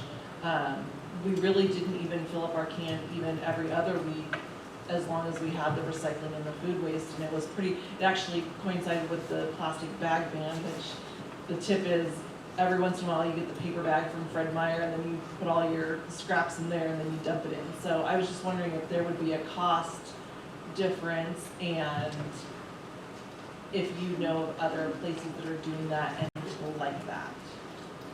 Well, I'm very familiar with the program you asked about, and just for everybody, so everybody understands, the city of Portland had weekly garbage, weekly recycling, and every other week yard debris.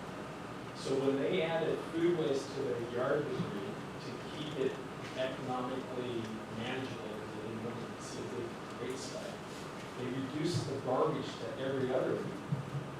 And they increased the yard debris to weekly, and they added food waste. That's the program that she's suggesting. We didn't come before you tonight because most people would say, I'll shoot you if you bring it to my city, because usually when you ask Portlanders how they like the program, they say they hate it. And what they hate is the every garbage is not really the food waste program. So it's but We loved it. yeah, I would ask your constituents if they would be willing to go to every other garbage. Because obviously there's a rate savings for that. But there is a lot of pain because food waste, even though food waste is already heavy, it's not a big volume. So even though you took out the 28% of food waste that's in your garbage can, you're not going to reduce your volume in half. If anything, maybe a third. So some people, I can't say it's important, but some people would say that by going to that program, we're seeing more contaminants in recycling containers because people run out of space in the garbage container in the second week, and so they have to put it somewhere. And so the processors aren't really excited about that. Can I ask where the processing center is that you're looking at for the food waste? Yeah, the processing center is down by Monument Corvallis, very next to the building there. They've been doing this work for a number of years. They have full on they've been receiving foreign attorneys since 2011. So.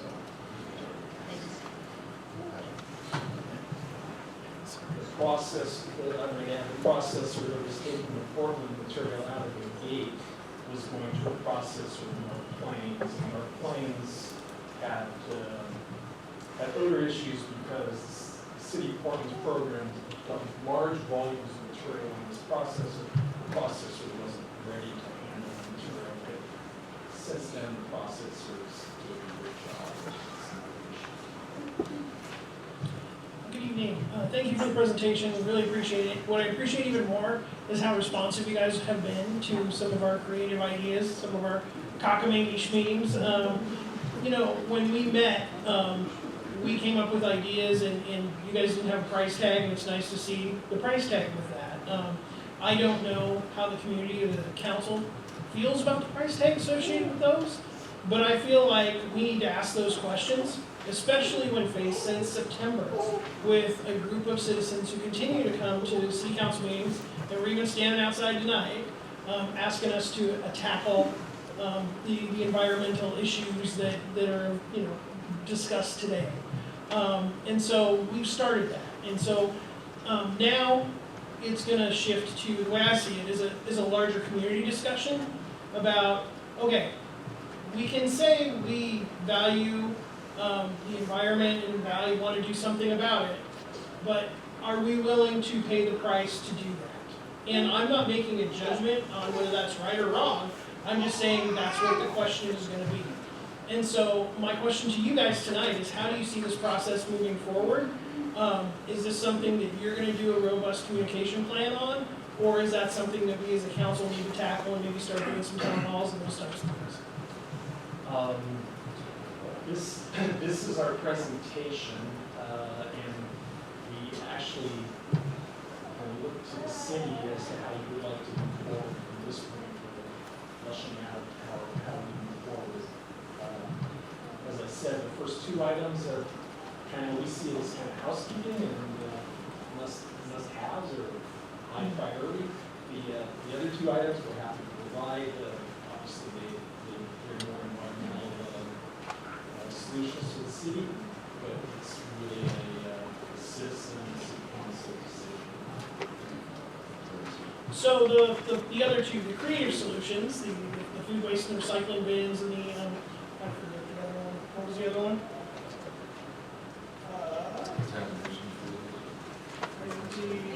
Frequency, right? Yeah, for the recycling. Is that something that we would have to do during contract negotiations, or is that something you could turn on once we get a sense of what the community feels? This is actually the beauty of the franchise system. We mutually can agree to changing the agreement. We're typically a contract, but I mean, we don't change anything because put it out. So, you know, we're still more willing to look at the city. And you know, we'll help facilitate or help, you know, any outreach or education or community sessions you have, we're really serve you. So I guess my first question to council would be, do we want to make this an effort? And if so, and we don't have to answer this tonight, but, and if so, how much outreach do we want to do? And, you know, what type of process do we want to use? So I'd ask everybody up here to kind of start thinking about that, so maybe at the next meeting we can report back kind of what we feel and what kind of feedback we got from people who saw the meeting. I guess Dave offered a suggestion, it was in Dundee, wasn't it? We developed it was kind of a postcard, and invited people to go out to some survey, whether it was monkey or something, and we had a list of like 10 questions. You know, would you be willing to want to see more recycling? Would you be willing to pay X, Y, Z?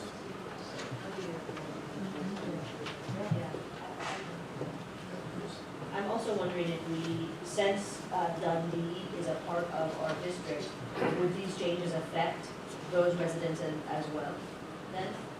It would affect the whole district, right? Oh, actually, the two cities are separate. Okay, good. And Newberg is a little bigger than Dundee, so it's easier for us if it happens in Newberg, and it's easier to it'd be tougher to bring this on in Dundee, something kind of goes back to the community last discussion. We couldn't do it in Dundee without vote, but in this case, it'd be much better to start here, and the source here, we definitely offer I just wanted to make sure we didn't have to check with the Dundee Council as well to have that conversation there, so I'm happy that it's, you know, that there's that right now. Just one of the things that, again, I always think back, $3.59 or whatever it is not much for many people, but there are people for whom that is something. I know the folks on the Citizens Rate Review Committee will tell you that. I'd like to ponder it a little bit more, because if we're requiring our citizens to do more, particularly those who can, or at least are most impacted by these kind of rate increases. And I think if I looked at just one of them, if we're on the back page, if we are looking for 20 gallon weekly at current rate of 1994, moving to 2684, I think that's a 34% increase, if my math serves. So again, I think that's the kind of thing that I would like to mull over a little bit more, and more opt-in, opt-out options would be fantastic, much like you have with glass. So that's just my 2 cents initially. But again, people opting out, opting in, or opting out would be great as well. Yes. I'm wondering if we could put it on Issue Tracker to talk about maybe rolling out some kind of survey for staff to look at doing a survey, do a survey, or whatever. because that would definitely help me get a better idea of what people are thinking about. Does that make sense? Yep, that would be great. Not to put Merrill on the spot, but Sustainable Newberg is someone we would love to very much hear from about this particular subject. For those of you who are not familiar with Sustainable Newberg, it's a group that meets monthly to talk about ways to reduce the impact on the environment.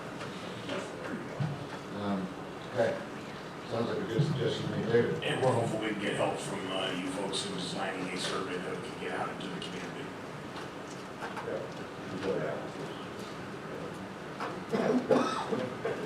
Thanks so much. I appreciate it. All right, moving on, we have done the city manager's report for those who were not here earlier. We did hear from David Vidigo, so I've moved on to item 6. And this is the council appointment for District 2. For those who were not here earlier, we did hear from 4 candidates who were kind enough to be here this evening. One had withdrawn, and one I hope is okay, but was not able to make it tonight. So, councilors, and for those who were not here, we did do scoring sheets, which are right here, comments from the candidates. So, let's open it to discussion, please. Or if you so moved, a motion would be fine as well. I would like to make a motion, Mr. Mayor, I would like to move to appoint Julia Martinez Plancarte to fill the District 2 seat on the Newberg City Council for a term ending December 31st, 2022, and be sworn in at the February 3rd, 2020 City Council business session. All right, any further discussion? Hearing none. I will call for the question. All in favor of said motion signify by saying aye. Aye. Opposed, same sign. Hearing none. Julia, welcome to the City Council.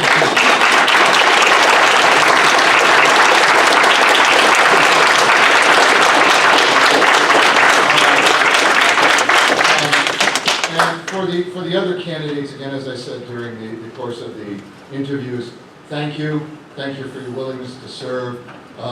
Please stay in touch with us. We, as I mentioned, we have plenty of volunteer opportunities to go around, and we greatly appreciate your interest. So thank you very much. The swearing in for the position will be February 3rd, so we will see you then. So thank you very much. One other thing I'd like to mention is that with this, one of our councilors will soon be departing us, as Elizabeth Curtis Gemeroy has moved, and thus the vacancy. And just would like to thank Elizabeth for all of the energy and all of the insight that she provided during her time on council. So thank you so much, Elizabeth. Thank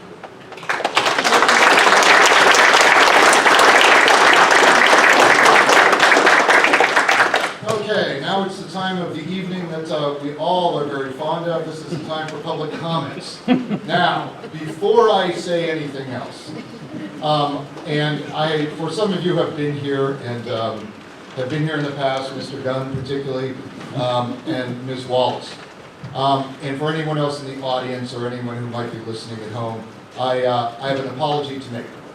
A few weeks ago now, I chose an unfortunate word in description in my clunky way of attempting to protect city staff during the course of public comment. The word I used was coward or cowardly, and for that I apologize. But I would like to point out that during public comment, we, or the staff, does not have a means to respond directly to the public comment. And so for staff that directly is our charges, of which there are 3, I think that's probably acceptable. If we start to talk about performance of subordinates and have not gone through the process of talking to their supervisor or their supervisor's supervisor, I'm afraid that gets a bit difficult as, again, the staff member cannot defend themselves. So hopefully that makes sense, and hopefully that will not in any way curtail your belief in public comment and what you are free to say here. So Thank you, and again, I do apologize for my unfortunate choice of words. With that, Mr. Mike Dunn, please. Thank you, Mr. Wilson. I will say Mr. Rogers apologized to me. He called me, this is before my time. Yes, sir. Yes, sir. But do speak into the microphone. Mr. Rogers called me a week and a half ago and asked if he could meet with me and talk, and the two of us met. Mr. Rogers apologized to me. I accepted the apology. It was a cordial meeting. I will say though that there were a lot of things we didn't agree on, but it was cordial and we parted in a cordial manner. So I told Mr. Rogers that I was still going to be here until I was satisfied myself. The city was on an upward track. Okay, so I can go, microphone, government. Microphone.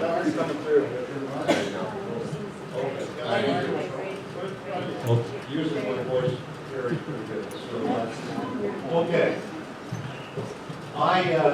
Since I talked to Mayor Rogers, there's been a couple things that intervened. There was an article that concerned me greatly. There was an article in the Oregon Live by Amy Green. I'm sure everybody knows who she is. There was an article in last week's rep. And while Lee is the subordinate of Mr. Klein, I had a discussion with Mr. Klein today. Talking about that talk. I got an eye. Okay, thank you. Mr. Klein, I sent Mr. Klein, there were a couple things that concerned me in those articles. One, that she was put on paid administrative leave. He was quoted in both articles as doing that. I couldn't understand how an employee with her pretty poor work record and pretty poor performance for the city and cost the city a ton of money would be put on a paid administrative leave versus fired. But at any rate, the other thing that concerned me was in last week's graphic, there was a quote from her attorney that said Mr. Klein asked for voluntary resignation in last September. And there was no denial or no acknowledgement by him of that. At any rate, my opinion of Mr. Klein was that she should have been fired a long time ago. She was an at-will employee. I'm not going to go at it, but all you guys know what the situation was with her. Let's just say Mr. Klein didn't agree with me. Tactfully, he told me I didn't know what the hell I was talking about as far as employment law with a public agency. He didn't say it in those words.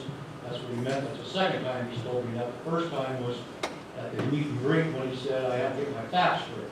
So, I sent him a couple emails that he wouldn't answer as far as the questions are concerned. So, Mr. Klein, what I did was kind of take your advice, okay?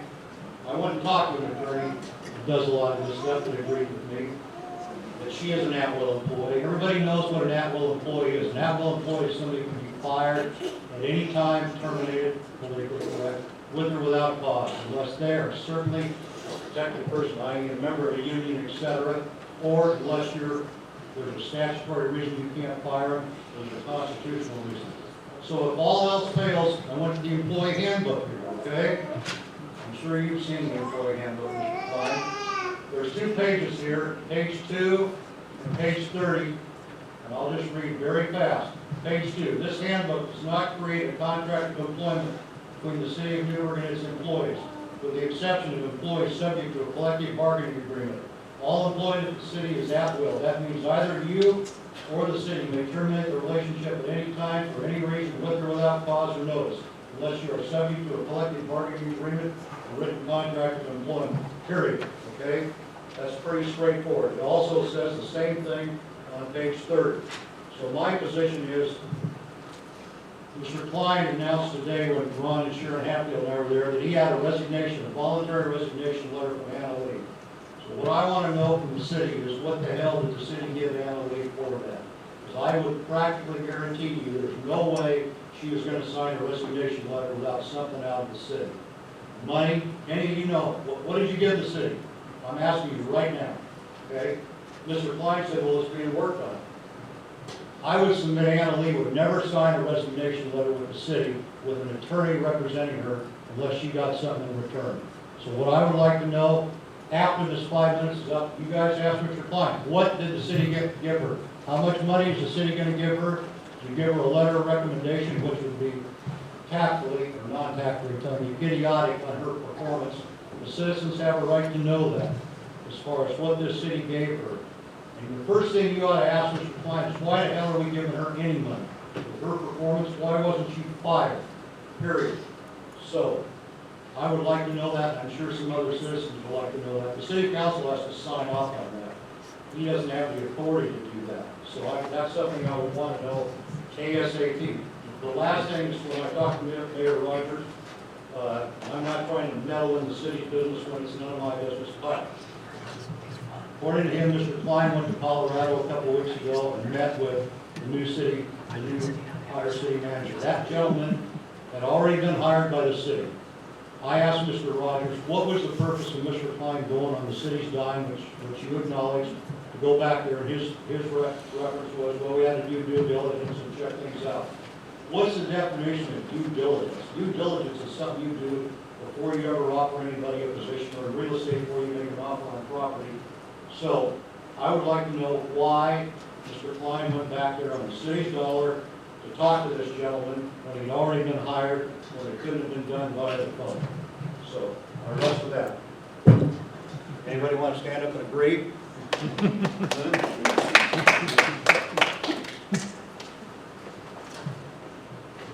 Thank you, Mr. Gunn.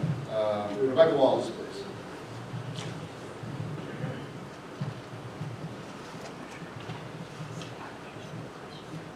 Good evening, Mayor, City Council. I have light things to say today. Since I've come to council several times to talk about public records, I feel it's appropriate to tell everybody that's watching and the council the outcome of that process. So the whole process of record request for me and my particular request was a really frustrating one. And I'd like to talk about the complete experience and give positive, constructive criticism and feedback for your consideration. November 13th was the first email sent for clarification. It was not an email sent for a public record. It was an email sent for clarification on how do I ask for this public record. Because the public record was kind of in the process of being denied, and I figured it would be denied, but I wanted clarification on how to properly ask for it. So November 13th was the first email sent, and after 3 council meetings and a flurry of emails between several different people, I finally received an example on January 9th. So that has been resolved. Frustration, I feel, could have been avoided with and with other citizens. Should a fillable form possibly become available for public records, designed by staff and approved by whoever needs to approve it, with an example available should the requester need one for that public records request. Because as it stands right now, you put in a public records request, there's no format for that really. There's a Word document that tells you and a resolution that tells you what needs to be included in your request, but there's no real format for it, and no fillable form or even an example of one. So I think that could be something that would help with it. Because of the way the process is handled, it seems that the staff had assumed I had received an answer when I hadn't. I think it was the very last meeting that I went to. I stayed through public comments, and then I left after that. Many times have I come to council, like a year and a half ago, meetings went until 11 p.m. And we weren't really supposed to bring food here, so there's no way that I can stay until 11 p.m. most times anymore. So I just don't stay. What I found out when I rewatched the council meeting on YouTube was that I realized through a conversation on the issue tracker agenda item that the staff had 100% thought that they had responded to me, but I didn't get a response. So they thought they responded to me because of the public records request being denied. But my request was, no, I just want clarification. So there was a big miscommunication there, and that has been resolved, thankfully. But, let's see. I lost my place because I ad-lib. Is there some kind of process that can be created where there's someone to follow up on requests from the community that aren't necessarily a public records request? So if an email gets sent to a staff member or to council, who's who's following up to make sure that that has been taken care of, and they've been answered. It was placed on issue tracker in November about getting a program for public records similarly to McMinnville, and I haven't seen that updated on the issue tracker yet. Also, I had wondered why staff doesn't comment back to citizens during public comment, and learned that council seems to be discussing public comments during the issue tracker agenda items. A comment was made in the past about how unkind it is to speak about staff when they can't respond. I won't use the word. But it seems practically the same from what I heard on the video during the issue tracker, where council was making comments about the things that we said, but we aren't here to defend ourselves, or we aren't here to have communication back and forth. So it's really, by principle, the same thing. Which brings me to some confusion about council responding to public comments. When Mayor Bob Anders was here, council regularly, because I attended probably a year and a half worth of meetings, and council and staff regularly commented back to public comments. When we were here making public comments to you all, we got responses. Councilor McKinney would talk to me, Patrick Johnson would talk to me, Denise would talk to me, and also others that would come and speak. Staff would respond and answer questions that people had at public comment. So I would like to know what has changed, and why is it now different that you guys can't answer the questions after public comment when for a year and a half that's what was happening. So there's some confusion there, and I'd like to know what changed. Has there been some kind of resolution put in place that you can't answer the public comments, or is it just because you want to wait until issue tracker, which by the way is at the end of a meeting, and that's really difficult for those of us that aren't elected here to put issue tracker at the end. It really, I think issue tracker should be right after public comments, because it makes sense. It's the second piece to the puzzle. Anyway, thank you very much. Thank you. Great feedback, yeah. Thank you. I think what we will do, and at this point, I think we've got at least one more public comment. But I think that the idea, number one, of moving issue tracker discussion is a good one. I think in the cases of what you've mentioned now, I think at least in my opinion, the rest of you, both of these comments or the comments will be referred to staff. I don't know that we collectively either know all of the details that was raised earlier, nor do we know if the best way to respond to your questions is Wallace. But we will refer to staff, and I think, can I say now that we will put both of these items on issue tracker? Can we do that? You can, yeah. I'm not sure we have a little bit of clarity as to what we're looking to accomplish. So one of those, Lee, that's something for you to have a conversation in executive session. Okay. If you feel something afterwards is needed for executive, you should make advice. With respect to our responsiveness on the records requests, I think, well, two things. One, I think Ms. Wallace has acknowledged that she has and has received a complete explanation. Obviously, there's some learning for all of us there. Secondly, the answer to who's responsible is your records manager, and that is your city reporter who's responsible for the city manager. So I'm not sure that requires more for issue tracker knowledge of that. Like a fillable form or the means that Minville is there. Okay. Thank you. That's what you want to use records. Okay. All right. Is that okay? Yes. Maybe what we could do is put on issue tracker and maybe to a later date have a conversation about how public records requests work here, how they work in surrounding communities, and then we could address if that's something that we want to look into. Okay. Might I suggest a study session might be the appropriate form for all that conversation? Yes. Okay. All right. So let's get that. We'll get that on the calendar. And as you heard on the other regarding legal and personnel, that'll have to be executive session, and then we can decide after that. Okay. All right. I think I'd like to take a 2-minute break. Let me ask you, is that with both of the public comments, have you gotten enough response this evening that you can live with our responses at the moment? What kind of time frame are you talking about? Well, we have to, our next meeting is February 3rd. So executive session would be then, or most likely February 3rd. Ms. Wallace? Just the last question that I had, which was about responding back to the public. Let us, sorry. to interrupt. What about the click fix? Because her question actually was something that was discussed at length. Of someone brought up from staff that there would be emails that float around sometime that bounce to different department heads because trying to figure out who should respond. And then that's why the click fix was brought up. And my intent is to move forward with that. So. Trying to talk to them on different it's all part of the I'm not sure I understand, I'm sorry.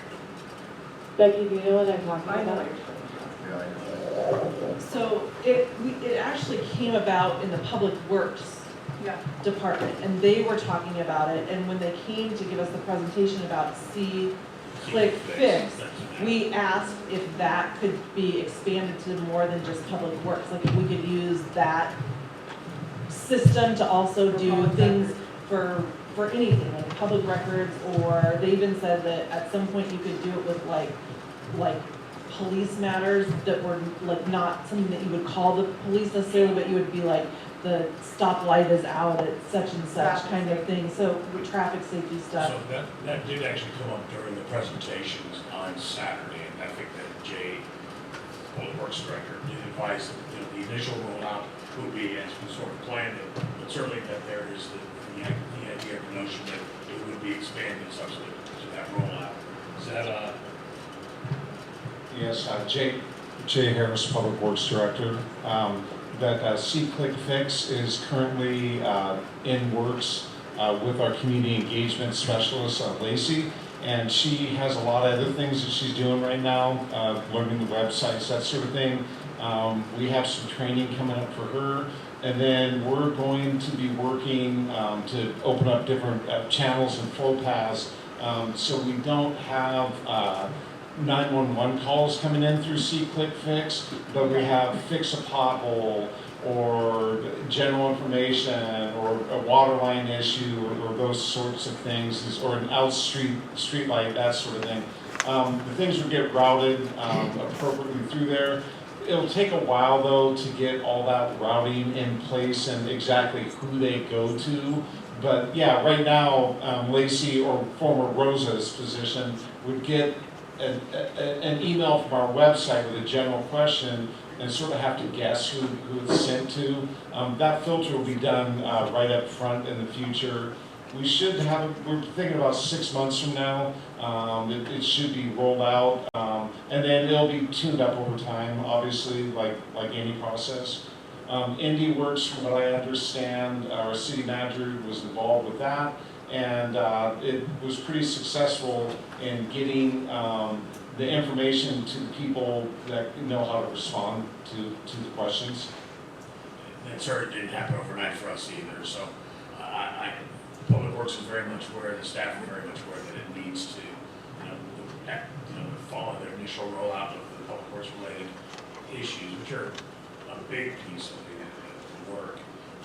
The rest of the areas in the city that aren't non-emergency need to be rolled into the app and into the process. The item's also on the issue tracker, so it will be going through and giving updates on issue tracker. Thank you. And then on the question of dialogue during public comment, let me check with staff a little bit more on that in terms of what we can and can't do. One of the concerns only is to give sort of half answers, and I'm afraid of doing that, or alternatively saying refer to staff. But certainly appreciate the suggestions of making these meetings more meaningful to you all, and thank you for the input. Unless we've got anything else, I'd like to take like a 2-minute break and be right back with the end of public comments. Thank you.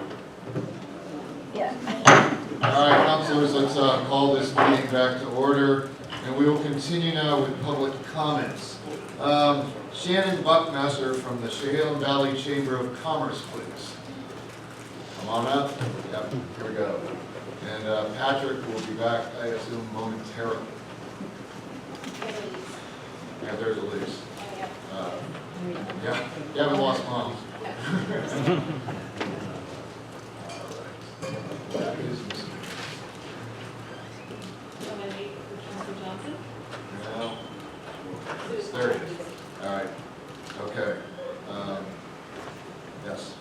Shannon, Good the evening. floor is yours. Shannon Buckmaster, CEO, Chehalem Valley Chamber of Commerce. I do want to thank Councilor Curtis Gaboy for her exceptional service on council this year. Thank you. And I believe that she has joined a celebratory gathering, but congratulations to Jules on her appointment to the City Council. We look forward to her leadership. On Friday, February 28th, in the evening, the Chehalem Valley Chamber of Commerce will be hosting our annual meeting and our annual community awards banquet, where we take the evening to celebrate some of our exceptional leaders from the year before. For next month, we're recognizing service to our community for 2019. I'm pleased this evening to use public comments to bring a little joy to City Council and to recognize our 2019 Citizen of the Year. She was nominated and commended to our nomination community for her exceptional professional service through her role at Providence Medical Center in Newberg, through her support of our community mental health with co-founding the Community Wellness Collective, and of course through her patient, informed, and generous service to our community through her role as City Council. Congratulations, City Councilor Elise, Yarnell, Hollamon, on being our 2019 Citizen of the Year.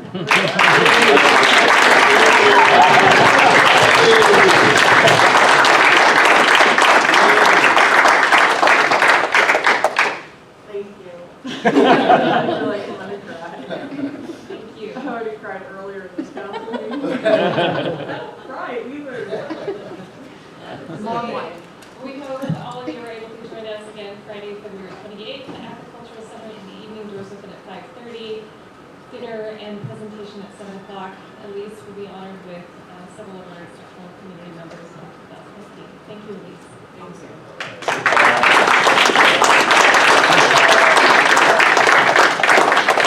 All right, so that concludes public comments for the evening. Let's move on to the consent calendar. Item 8, please, councilors.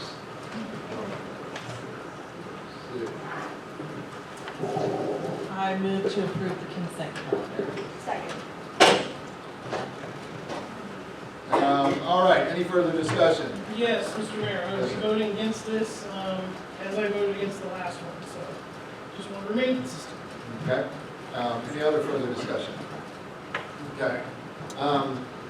Let's see. I'm going to kill this one. Okay, we're recommending the placement of this position below Christopher Chauville. Anyone who can help me out? Asset management specialist. Chris Cronville. Alvin. Oh, okay. And Dakota Jackson, an engineering intern, GIS. All right. All right. All in favor of the consent calendar signify by saying aye. Aye. Opposed, same sign. Aye. All right. The consent calendar passes. Welcome, Christopher and Dakota, to city staff. All right. Next. What's next? Somebody go. Public hearings. All right, here we go. This is order 2020-0040, an order approving the request of partition file PAR 19-004. And I believe this is a quasi-judicial hearing. And as I understand it, Truman, help me out, we will hear no additional testimony. We will hear staff report and discussion. That's correct, Mr. Mayor, and you do need to follow the public hearing procedure with the exception of the testimony portion. Okay, this then is a call for abstention, quasi parte contact, and objections to jurisdiction. Anyone? Hearing none. All right, the staff report, please. First, the announcement. Oh, the announcement, sorry. Training wheels. Certain announcements are required before the commencement of a quasi-judicial land use hearing. This hearing deals with an appeal of a land use decision by the Planning Commission approving the partition of property at 712 and 714 East 3rd Street, Newberg. The Newberg Municipal Code, section 15.100.180, titled Scope of Review, says in the relevant part, any second appeal to the city council of a type 2 decision shall be a record hearing unless the applicant requests a new hearing and waives the 120-day limit for processing applications in accordance with Newberg Municipal Code 15.100.100 and state statutes. Further, it says a record hearing on a second appeal of a type 2 decision, no new testimony or evidence may be presented. Written argument will be allowed only from the parties who testified at the prior evidentiary hearings. Written argument must be limited to evidence already in the record. No oral argument will be allowed at the city council level. The announcement that's required by ORS 197.763 is as follows, and we are required to read this even though some of the portions of this announcement are not applicable to the on-the-record appeal, but I'm going to read it anyway. The applicable substantive criteria for the decision are listed in Exhibit A, titled Findings, which begins on page 5 of Order Number 2020-40.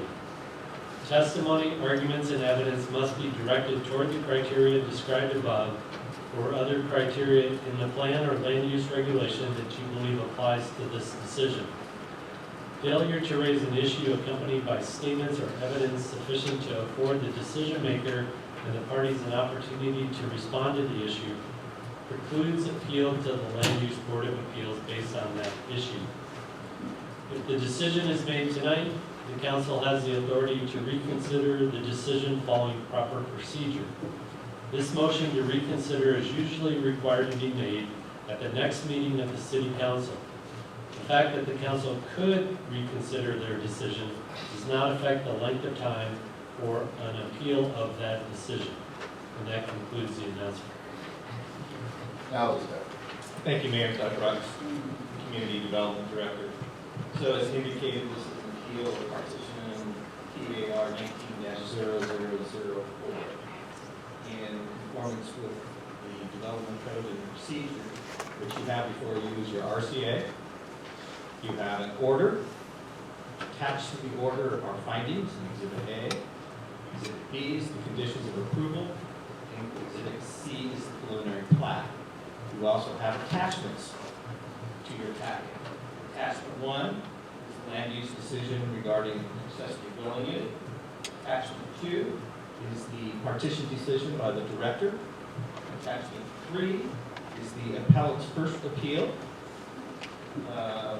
Attachment 3 also includes the Planning Commission's decision in their order.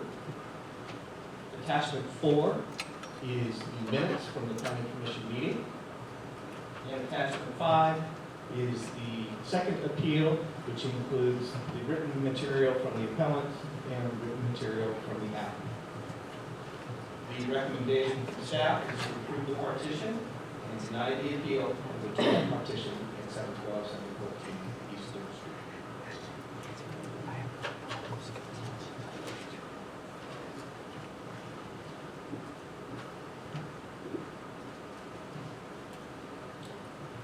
All right, councilors, so you have material. We can discuss, but we cannot ask for additional, aside from pointing to a page in the packet. Right? That's correct. Thank you.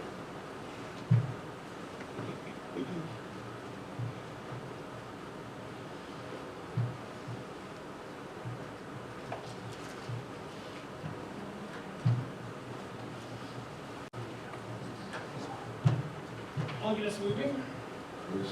Mr. Mayor, I move to approve partition 19-0004 and deny the appeal APLG 19-0002 of a lot, of a two-lot partition located at 712 and 714 East 3rd Street. Second. I'm sorry, can you say that again? What is he?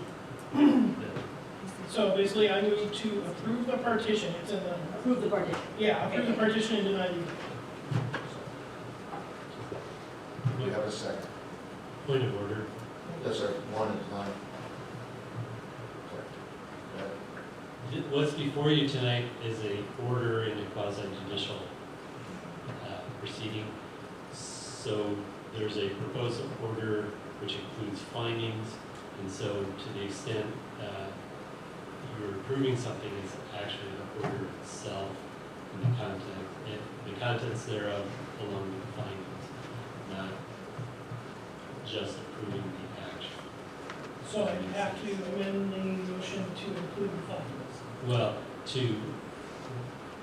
I believe your motion was to approve the partition rather than to approve the order Okay.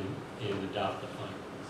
Then I would ask in future that staff, when they put actions on the Granicus, that they have those worded correctly for one of the prior motions. Yeah, good point.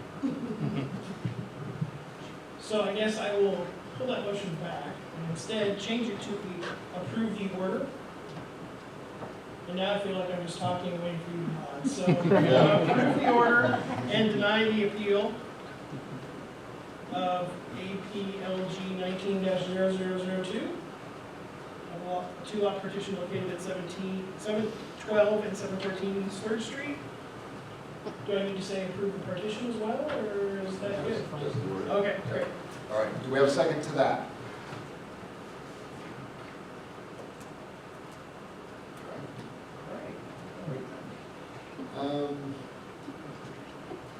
We're reaching for the microphone. Mr. Mayor, I would like to have a discussion on this first. I'm having a very hard time with this because I have a lot of empathy for those appealing this decision. I think that the system that we have in place in this process is not a very transparent one for these type 1 and type 2 decisions. And I think, unfortunately though, I think that that's a policy decision. And so while I have, I think that at the same time, the applicant did go through the correct process, did fulfill the requirements, and went through a period where it could have been appealed and it was not. Again, I think this was due to it not being posted and the process lacking transparency. So I think where I'm having trouble is that I see a policy issue and I see a process issue. But unfortunately, we have a quasi-judicial hearing here to decide this, and it's not to decide the process, and that's where I'm having trouble because I feel like this process is not a good one, and it's one that it needs a lot of work because of this exact type of situation. So I guess what I would say is that I want to have a discussion because one, I would love for somebody to convince me otherwise, but I'm feeling that I need to go forward with this order, but at the same time, I would say that I think we need to place this process on the issue tracker and review it in the future, because I think that this process is not correct and not right. I concur with that. So I think that for me, I believe after reviewing this material over and over and over that I do have to vote for this. But I agree that while the letter of the law was followed, the spirit of the law was not. And I don't think that lends itself to being good community stewards for the folks that bear the brunt of that. And I want to really make it clear that even though I think it is incumbent upon me to vote for this, that I don't like that. I don't like that I'm held to having to vote for something that I think the process is either flawed or is weighted on the side of the big guy.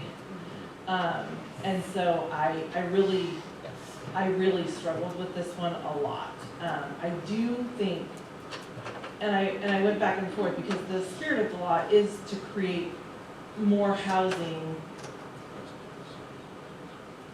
hopefully lending itself to affordable housing, and it does create more housing, but I'm not sure that this is the spirit of what this was supposed to be about. So I guess I just wanna, I just want folks to know that while I have to vote for this because the process is too far along and they did follow the letter of the law, that I agree that the process maybe needs to be looked at so that folks don't get into this situation where, you know, we're here and there's not much we can do about it.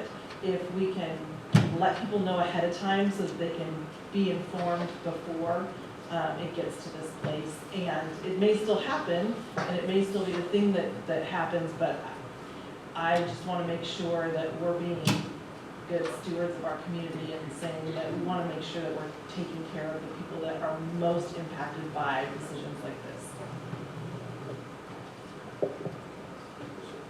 So, I want to make sure the tone of my comments don't come across as talking down or mansplaining or anything like that. But how I've normally seen land use decisions done, and again, we're all fairly new with this. I mean, I think Truman told me last time we had one of these was 2011, and that was in the packet.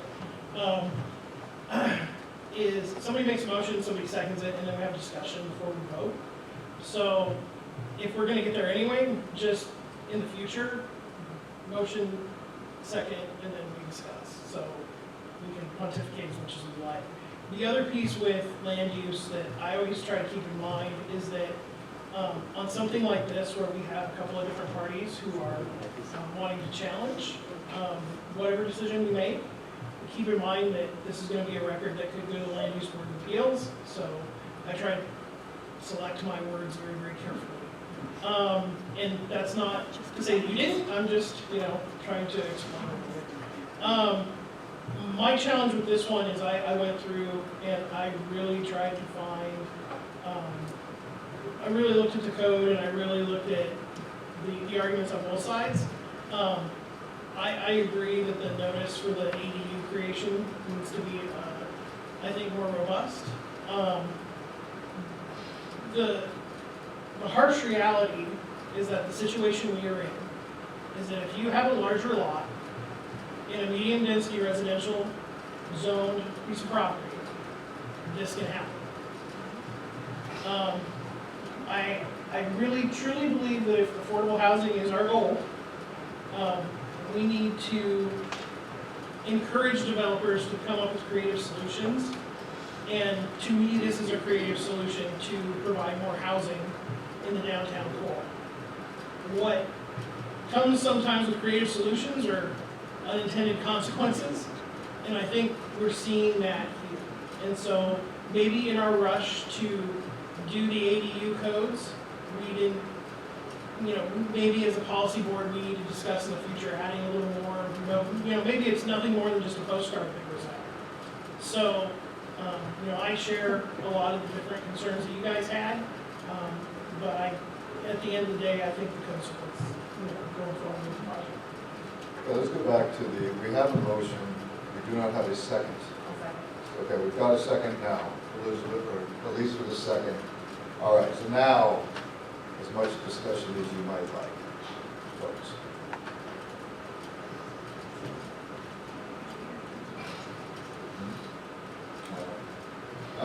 Well, again, for me, and I think it echoes a lot of what's been said,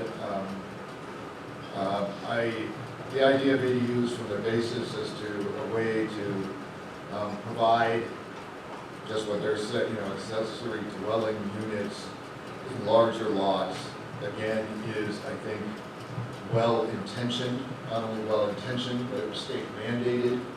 But again, this is the kind of thing that, again, and I agree, I concur with the others, that it is concerning,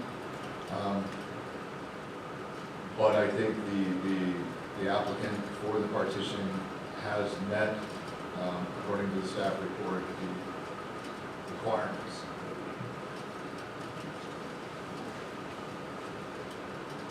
Anyone else?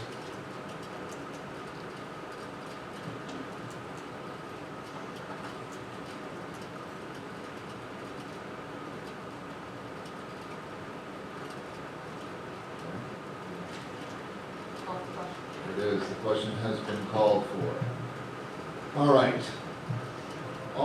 favor of order 2020-40, 0040, in order approving the request partition file PAR 19-0004 and denying the appeal for APLG 19-0002 for property located at 712 and 714 East 3rd Street, Yarnell County. All right. Do we need a final a legal announcement, Sherman, at this point? No, not on this one, Mayor. But because this is an order, I suggest you take a roll call vote. Thank you. Roll call vote it is too.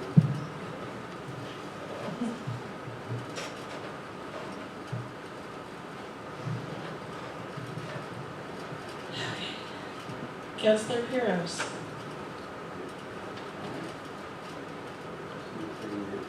You need to speak into the microphone.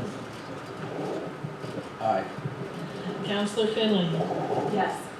Councilor Yarnell Hollamon. Yes. Councilor Curtis Gemroy. Aye. Mayor Rogers. Yes. Councilor Johnson. Aye.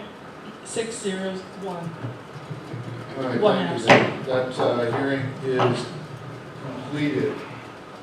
Moving on to ordinance 2020-2855, an ordinance incorporating the 2019 Water Management Conservation Plan into the Newberg Comprehensive Plan.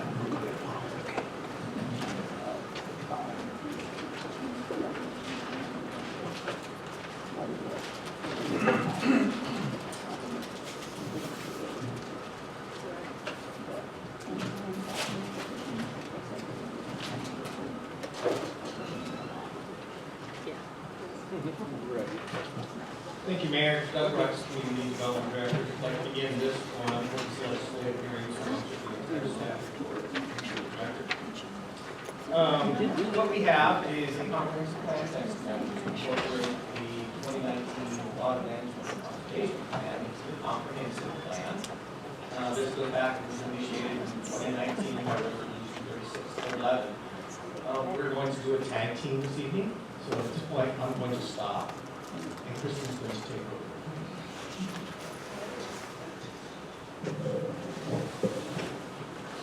Good evening, Mayor, Councilors. My name is Kristen Skaparovich. I'm a professional civil engineer in the engineering department at the city. And I've been I've overseen the process of updating the city's water management and conservation plan, which I'll be presenting a brief overview of tonight. Before I jump into that, though, I did want to give you a brief introduction of myself, because I've never met anyone before. So I have been, so I grew up in Oregon. I've been an employee at the city for 2.5 years. My husband and I live in Dundee. We have an 8-month-old daughter, so all those transitions in life, yes.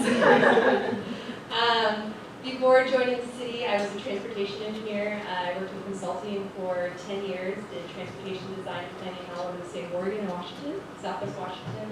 And at the city, I am responsible, I wear a couple different hats. I'm responsible for the engineering department's land use decisions, and then also I oversee the water management conservation plan program, and I also oversee the city's total maximum daily load program, which is kind of stormwater and watershed health, and we report to DQ.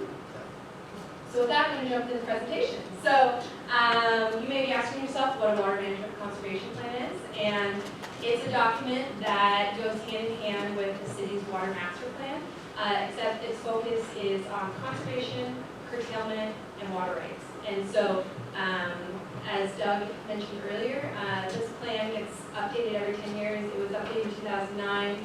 We started this process in April 2018 to update the plan. And so I'm going to give a brief overview of the 5 different sections of the plan as required by the Perfect, thank you. So section 1 is just an overview of the document. Section 2 is a description of the water supplier. So we are the water supplier in the city of Newberg. The pie chart shows we've got 7 customer categories. Water consumption by customer category, over 50% of the water consumed in the city is by single-family residential homes, followed by commercial development and then multifamily. So So on an annual basis, we're consuming a little over 900 million gallons of water a year, which you break it down to the day, we're at about 2.5 million gallons per day. And I'll put that in context with the next slide. So this is a map of the city of Newberg and our water system. And so I'm going to give you a brief little overview of, although I'm sure I think you've all gotten recent tours of the city, but we'll go through it one more time here. So the city gets our water from ground wells that are located south of the Willamette River, down here in the well fields. We have 2 transmission lines, one over the old 219 bridge, one goes underground a little bit to the east of that, and those convey raw water to the water treatment plant where it's treated, and then it goes out to the distribution system. And so we have 3, sorry, forgive me. Let's see. So we have 3 reservoirs. One is located on Corral Creek, which is over here. And then we have 2 that are located up on North Valley. So you may have seen them. They're off to the left when you go up 219. And each one of the reservoirs, it has a capacity of 4 million gallons. So, which means we have 3 reservoirs, 4 million gallons, 12 million gallons worth of capacity. And then we think back to the last slide and we say, oh, well, we consume 2.5 million gallons of water per day. So that means that if our reservoirs were completely full, we'd have about 5 days of reserve water supply. So, in addition to groundwater, we also have spring systems. So we have 2 springs that are located down here at the base of Rex Hill, and those are non-potable water, so not for drinking consumption. Otis Springs conveys water over to CPRD's golf course, and we use it for irrigation. So I think that that's enough about the water system, and we'll talk about water conservation. So water conservation is a big part of this plan. So in the table on the right, I know it's hard to read, but sort of everything in white are benchmarks that we've been pursuing over the last 10 years. We've achieved all of those benchmarks, and so the state of Oregon has asked us to implement additional benchmarks. So we have 6 new benchmarks, which are highlighted in yellow, and the focus area of those 2 benchmarks, or those 6 new benchmarks, are in 2 areas. One is public education, and the other one is to reduce water loss in our system. So public education, we're going to work on getting people more engaged with water conservation and what that can look like in our community. And then the other item is water loss. So our water loss over the last 12 years, over the last 5 years, has been at 12.9%. So the state of Oregon likes to see it at 10% or below. It's not uncommon. There's a lot of communities throughout the state of Oregon that have water loss in the teens of 20%. So we're just going to be making progress over the next couple of years to really reduce our water loss. And a lot of that is just doing better accountability of where it's going. So the other part as the plug to this program is we provide free water conservation kits, which I can pass around. So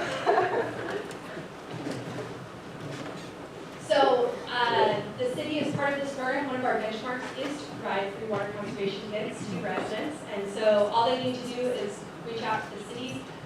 We verify that they are customers, and then we make a water conservation kit available to community members. So if you have folks that you hear about that are very interested in conservation or have concerns about their water usage and their water bills, this is a great option to get people started with. And we make a note of it on their billing statement, so we just don't, we don't give them out repeatedly to the same people. But it's one of the really awesome things that we do as part of this program.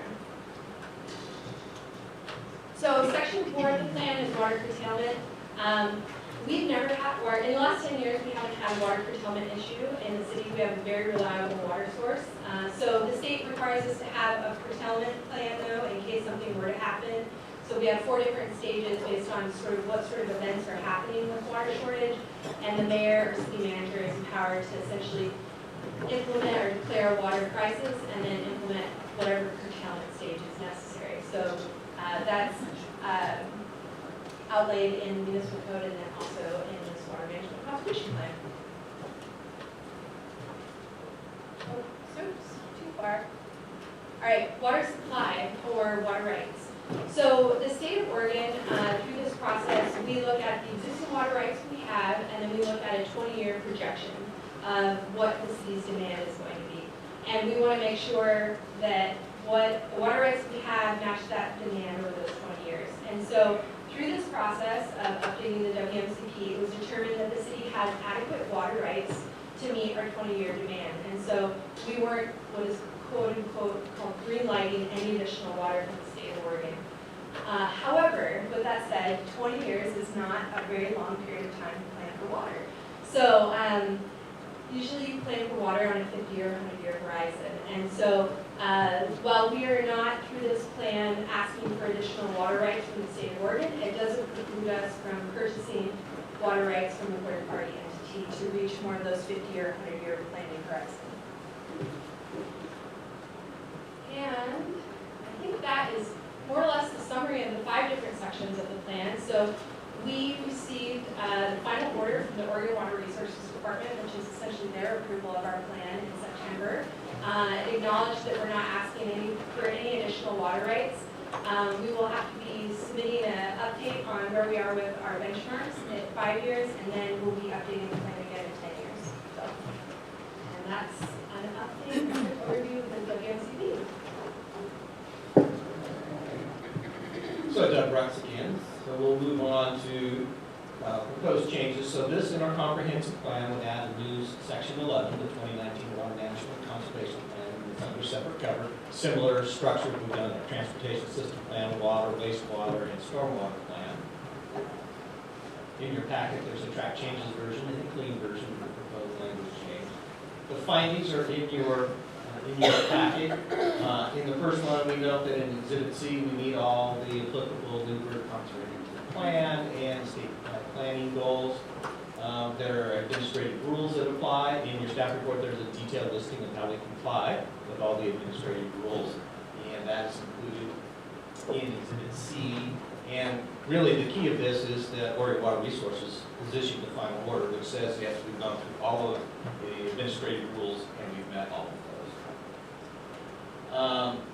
It's in compliance with our water master plan, and as originally mentioned, we have the water master plan, distribution system, storage, and all of that. There's also a piece that talks about the water rights, so these 2 pieces fit together. And so that's noted in Exhibit E of your packet. And so the recommendation is to adopt ordinance 2020-2855. Sue, did we receive any written comments on this? Mr. Mayor, we did not receive any written comments on this item. All right, deliberation, folks. Oh. So this is a public hearing, and, so you do need to open and close public testimony if no one's signed up to. I have not seen any public comment is open. Public comment is closed. There it is. All right, and we have heard the recommendation from staff. Deliberation, folks. Hearing none. All right. I can say something. You can say something. I can always say something. Go for it. I'm all for conservation. I think this is a great plan.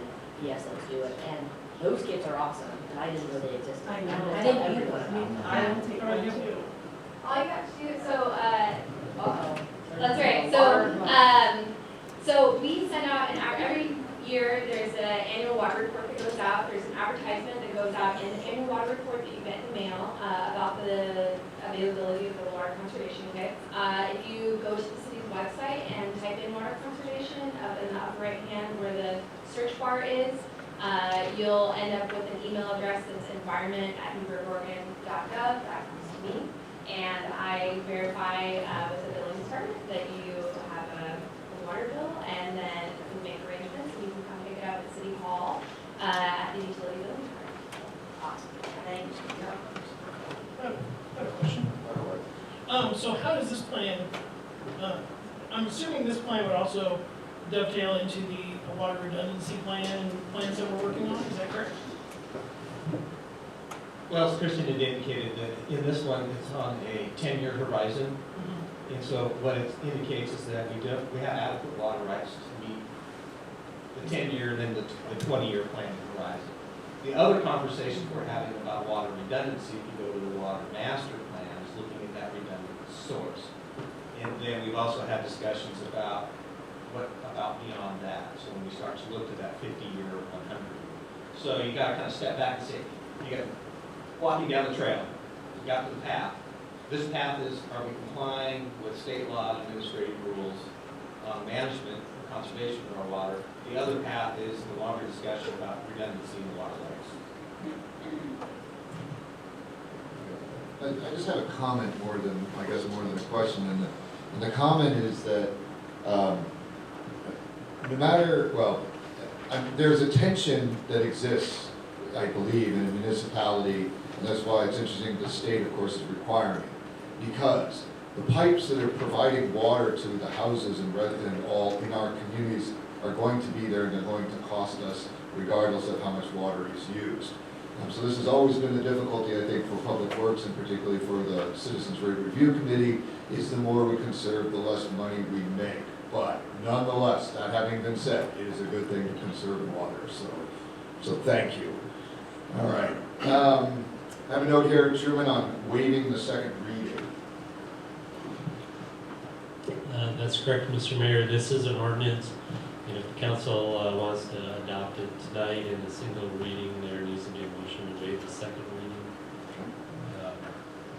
So, yeah. Thank you. Move we waive the second reading. Do I have a second? Jean with a second. All right, all in favor of waiving the second reading signify by saying aye. Aye. Opposed, same sign. Hearing none, the second reading has been waived. I'll entertain a motion now. Mr. Mayor. Yes, please. I'd like to make a motion that we adopt ordinance number 2020-2855. Second. Patrick with a second. Further discussion? One point of order on Yes, that. sir. Read by title. Yeah, there's a requirement to read the whole thing unless the motion includes reading by title. Mr. Mayor, I'd like to amend my Please motion do. to adopt ordinance number 2020-2855 and read by title only. Second. And I will read by title only. The last point of order is ordinance do require a roll call.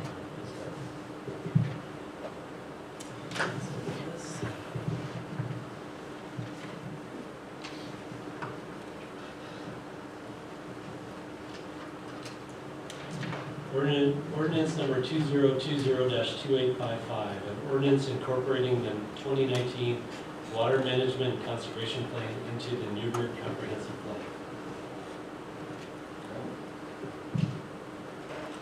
Roll call vote, please. Councilor Johnson. Yes. Mayor Rogers. Yes. Councilor Curtis Gemmerwine. Aye. Councilor Yarnell Hollamon. Yes. Councilor Finley. Yes. Councilor Piros. Yes. 6-0-1, Bacon is absent. Thank you. That ordinance passes. Ordinance 2020-2851, an ordinance amending the Newberg Municipal Code, Title 15 Development Code to create a fee in lieu parking program within the C3 zoning district. Good evening, Keith. Good evening. Can you hear me? Yes. Sorry, Keith.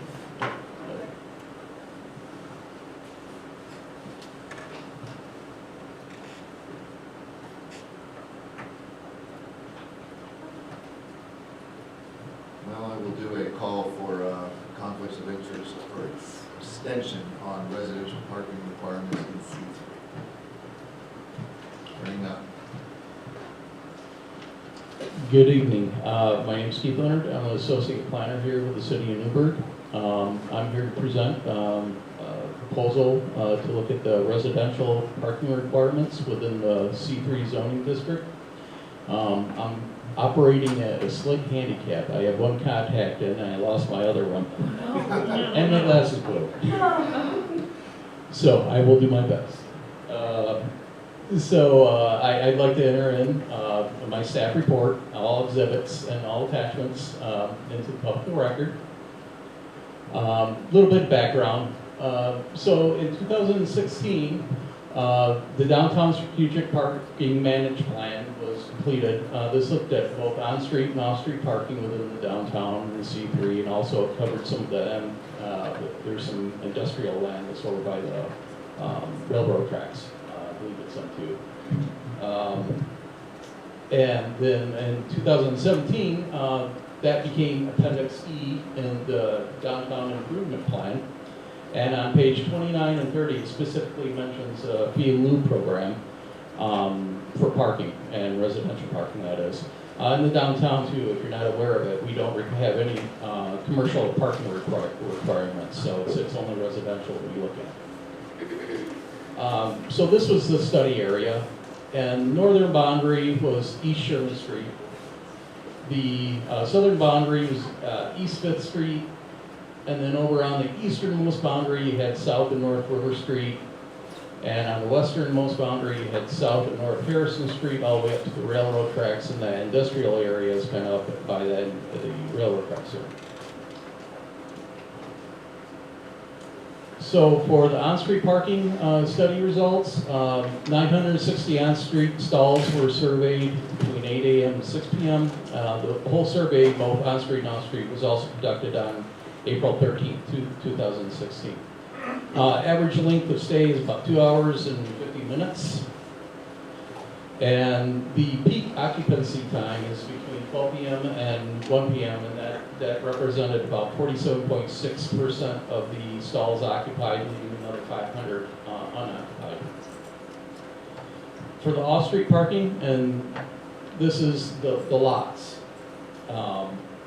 85 total parking lots, 81 of these lots are private lots, and that consists of 1,016 stalls.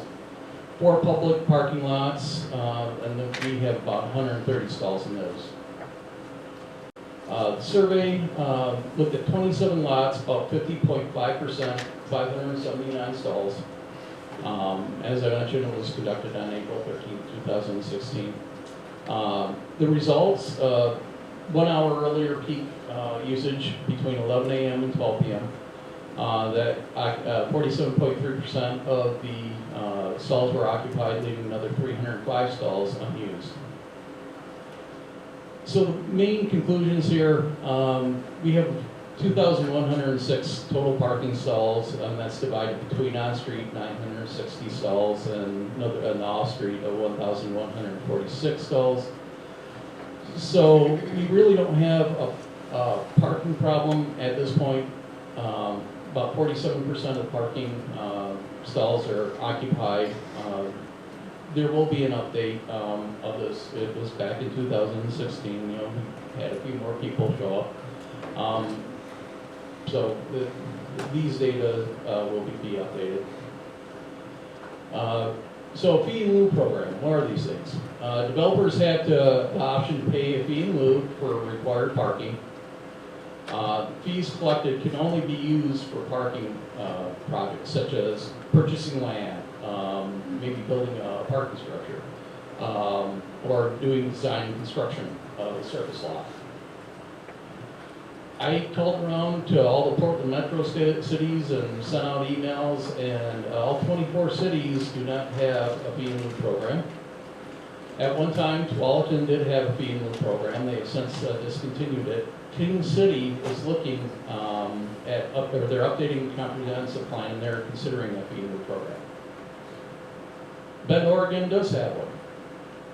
So it was adopted in 1992. It initiated because of land constraints, or constraints on land and development. And developers have the option to construct all required parking, leasing off-site spaces, or paying a fee in lieu. Original fee was $510, and that did not make the project or the program viable.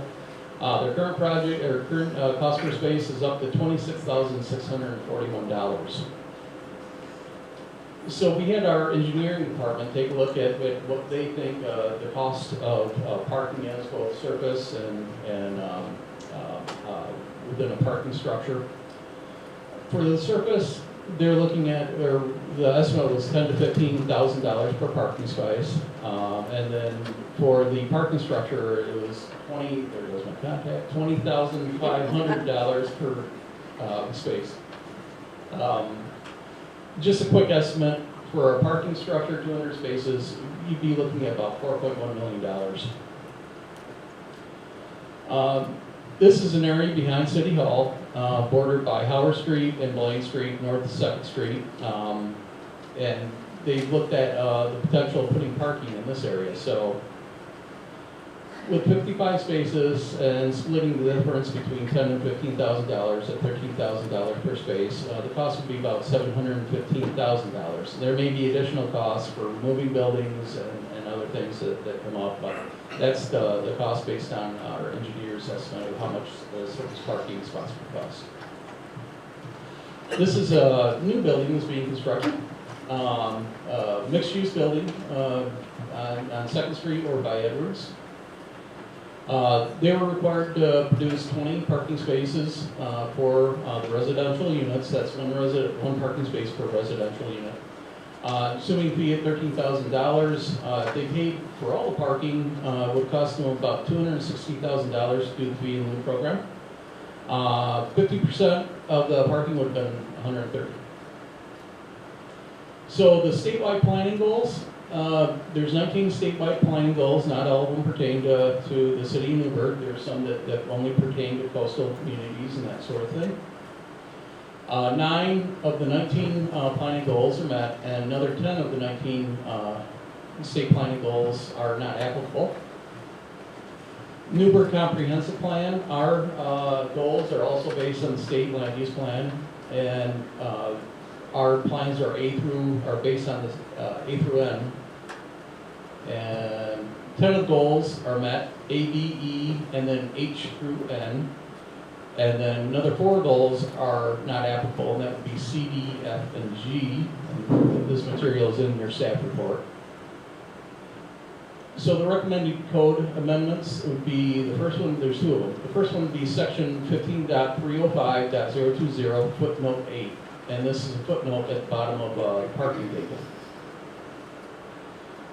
So we're proposing leaving the language as is and adding those options. There'd be 3 options for developers. I won't read it word for word. The first one would be the developer has to produce all the parking on site. The second option would be the developer building or putting less than the required residential parking on site and then paying a fee in lieu for the remainder parking. And then the third option would be that they pay a fee in lieu to cover all the parking spots that would normally be required.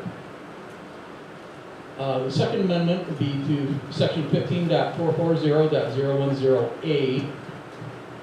And here, this also discusses another option where if you can find parking within 400 feet of the development site, our attorney would review an agreement, make sure that those parking spots are guaranteed and they're going to be there for as long as that building is going to be in place. So what we're just proposing with the change of this text is to adding a statement that deals with the C3 zoning district where an in lieu of fee is paid for required parking. Sorry about that. So it again provides that option for a developer to pay a fee in lieu for required parking.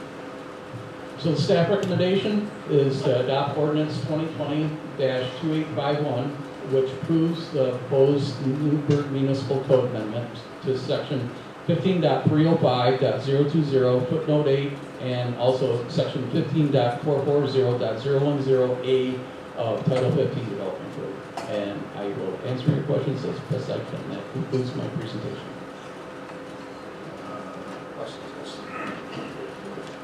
Hello.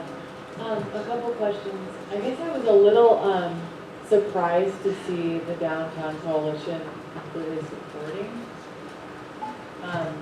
this. And I guess my main, I understand encouraging housing, and obviously I'm for that. I guess my question, I'm surprised to see how many open slots there are. And so, was that done? I mean, I just don't know how I feel that's accurate. So, I mean, obviously it is. You did this study, and they did the study. But is there attention being made to the downtown corridor? Sorry? I'm trying to figure out how to ask my question without being, I guess. When was this study done? It was done in 2016, so. What month, though? Yeah, it was, yeah. April. It was done a while ago. April 16th, I believe. So Councilor Doug Russ, I'm not sure exactly where you're going to go, but so the study was done in April. There was a question asked, was this done when school was in session? Right. Yes, it was done when school was in session. We're looking to do an update to this study, and that's something that will come out in the budget process for next fiscal year. We've had conversations with the Downtown Coalition, because we do have some hot spots Right. where there's parking. And so that's around the post office and on First Street between Howard and College. Right. And we've seen some more utilization of the Second Street lot. Remember 5 years ago, you make it quite a bit, and now you have peaks where it does fill up. And remember that in the downtown plan, the focus is to get housing along Second Street. So yes, we encourage housing downtown, but the focus is trying to get along Second Street. There are also underutilized lots that exist along Second Street. So we've had conversations with the Downtown Coalition about strategically, if you build additional public parking, do it such that it's in close proximity. You wouldn't go down to Harrison Street and build a parking lot and put an apartment project down at River Street because they won't walk. And we said, yes, we recognize that. But right now, there's nothing specifically identified about acquiring any property. This would be an opportunity. We've also talked with them about the fact that we are going through a tax increment financing process right now. And that might be another funding tool to address building additional parking. So in one theory, you could take one of these vacant lots that are on First Street and somebody can say, hey, I want to do a mixed-use project. I want ground floor retail and I want to put a couple of floors of apartments above. This would give another tool in the toolkit about how they could address their parking for that particular development. And so it's taken us a while to get from the end of 2016 when the council looked at it to get it into the work program, to get to this point and have the conversations about how do we implement this recommendation that came out of the downtown plan. So we've been to the Planning Commission, they gave their recommendation, we're here in the hearing before you this evening. So if I understand correctly, I'm a developer, I want to build something downtown, but the economics of it means that I physically, on the lot that I'm trying to develop something, can't get the parking anywhere. I can use this tool as an option to say, okay, city, I will pay you X amount for 4 parking spots that I just simply can't get the geometry right on my project. Is that right? That's correct. So it's almost like when we do I'm trying to understand comparables. So if I'm crazy off, let me know. Is it almost like a wetland mitigation where they can pay instead of mitigating for wetland on certain projects, or is it in theory kind of loosely like that? You're in the same stadium, Okay. but we're sitting in different parts of the stadium. So, Councilor, I think I would say, developer comes in, wants to do a mixed-use project, wants to put it on a 10,000 square foot lot downtown. They're going to tuck some parking in, what we call podium parking along the back side of it, but they can't get to all of their parking requirements. This would give them an option to pay the city, and we'd have to bring back a resolution before the effective date of the ordinance to establish what the fee will be. But this would give them an option. So if they looked at an option and said, oh, I can't work with another property owner to get a long-term guarantee to use 4 spaces, they could pay the city for those 4 spaces. We would put that into a pool of funds, and then we would go out and purchase and build some additional parking that would be for everybody downtown. It wouldn't be exclusively for that development. So a patron visiting a commercial business could use that space. Because really, it's nighttime, the residents use the spaces at night, and the businesses use the spaces during the day. So trying to maximize that, so when we only use less than 48% of all of the existing available spaces, we are not being efficient in the utilization of our parking today. So we're talking with the Downtown Coalition, working with them and business owners and so forth, to work on a plan about using all of those spaces better. This is not a program that you're buying on-street parking spaces. That question came up in the discussion. That's not what this is. We're not saying, oh, you get to buy 4 spaces out in front of your building. No, those are public. The public can always use those. Okay. So, and then as far as the funds go, so the developer would pay us the money, and then that would go into a fund that would strictly only be used for expanding the parking program downtown? Correct. The Downtown Coalition raised that question and said, what's the guarantee that the money that's collected doesn't get put someplace else and gets usurped for other government purposes? And my response is, I will work with the finance director. We will set up a separate fund that's specific for that. So it's only to buy land, design, and build it. So it'd be much like the transportation utility fee, where it'd be its own fund for its own. Correct. Okay, great. I'm just wondering if you could go back to the map, because when I was reading the packet, mine was visualizing that didn't work. Okay. In my brain.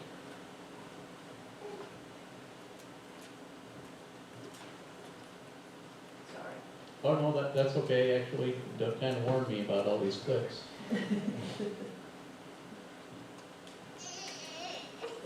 There we are. Okay. So my question is, would this apply to, if like George Fox wanted to build a dorm in this corridor, would this apply to that? It's technically housing, but I know they're a nonprofit and a lot of times exempt, so that's really my question. So I will try to answer that one, Counselor, as well. So the university is building their dorms on their own campus, so the east side off of Villa. That's where they built the 2 recent dorms. They've done a renovation on another dorm just on the west side of Hess Creek. And they're doing some remodeling on some apartments. So they're focusing their student life with their housing on the east side of their campus. The downtown plan boundary does include a few parcels that is owned by the university. I have not had any conversations with them about building any dorms in that location. I have spoken with them about the opportunity of some type of administration, academic building there that kind of makes a signature. You've entered into the east end of downtown. This is George Fox University, rather than a big green sign, this is George Fox. Turn on Meridian, interpreting that. And they have not committed anything like that. I've just set some seeds. But I think there's a distinction as well, is that a dorm is not housing by definition for this program. Follow. Yes, please. Is there any possibility of including a dorm into the program? Because, I mean, yeah, that's my question. I don't need no opinion needed. Yes, it would take us going back and looking at the language and see what would need to be changed. In that context, it would theoretically come back to you at your next meeting. Now, there's another concern that came up is with parking that's outside of the downtown. And so this only applies to the C3 zone.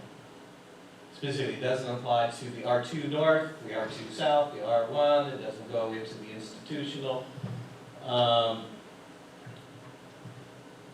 I just want to make that clarification because that question had come up in the past.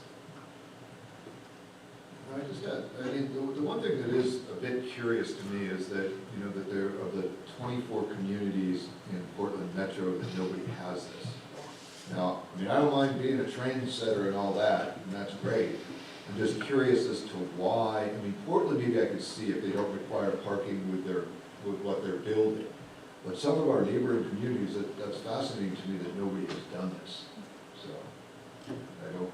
I cannot answer why. I know in another community I work for, we have this program that was in place. Ben had it in there, and they still have it in their downtown, but their fee is set to address building parking structures, not surface lots. We're not looking at setting a fee to build a parking structure. We're looking at surface lot development. So think of it as a progression, over time. If you try to eat the elephant all at once and set a fee at, $26,000, nobody will ever pay it. The other side is trying to get more building space, because building space generates tax revenue, but how do we deal with parking? And then others will bring up the issue of, well, what about Uber, self-driving cars in the future? We won't need parking lots as well. My response is always, rural communities, it's a long, long ways away. Conferences I've been to, technology is not even close to having fully autonomous vehicles. They don't even know what the technology looks like.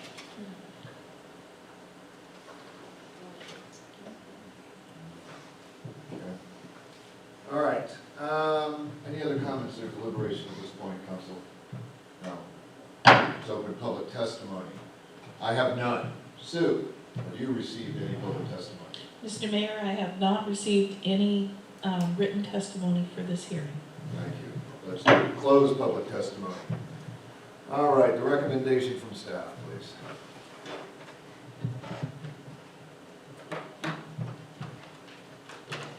You want me to do it, Keith, because I have two eyes? Staff recommendation is adopt ordinance 2020-2851. Thank you, Doug. All right, deliberation, folks. Liz. Yeah, I am planning to vote yes on this for a couple of different reasons.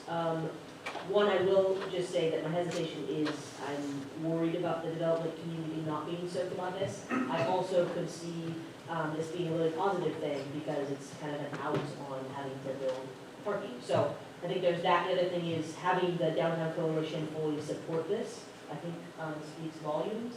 And when I've been out with a couple of officers on ride-alongs, every single time they've pointed out that parking is a huge issue in pretty much every place where there's been development. And so wanting to listen to that for sure. So I'm planning to vote yes. All right, the only thing I'll say is that I'm interested in an update to the parking survey. 2016 was a bit ago. And I don't know, maybe it's just the time that I go to Coffee Cat or wherever, but I can never seem to find a spot on the second street lot, but that's probably just my luck, but there you go. But I think if this is a way, particularly to attract and develop more housing downtown, if this will help with that, then I am in favor of this. Yes, sir. So when that refresh data comes back, and what if it's drastically different than we just implemented this program? What if it's like, there's 3 spots open? Only 3? The hope would be if it gets through the budget process, we do an update of the survey in the fall of 2020.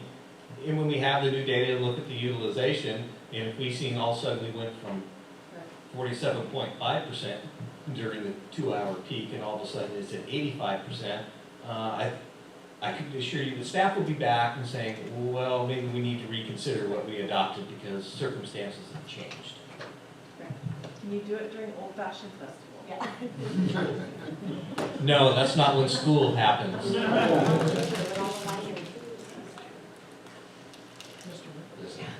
I'm going to be supporting this tonight mostly because it's putting another tool in our toolbox for using our land as efficiently as possible. I always get angry when I go to chapters or Coffee Cat. I can't find a spot. Oh my gosh, I got to park like 2 blocks away. And then I always think to myself, when I go to downtown Portland, I'm walking like 6, 7, 8, 9, 10 blocks, and I don't complain at all. So, part of me is like, yeah, it stinks that I can't park in the lot next to chapters, but it also, let's be honest, I can use some walking. So I can see the benefits and the takeaways.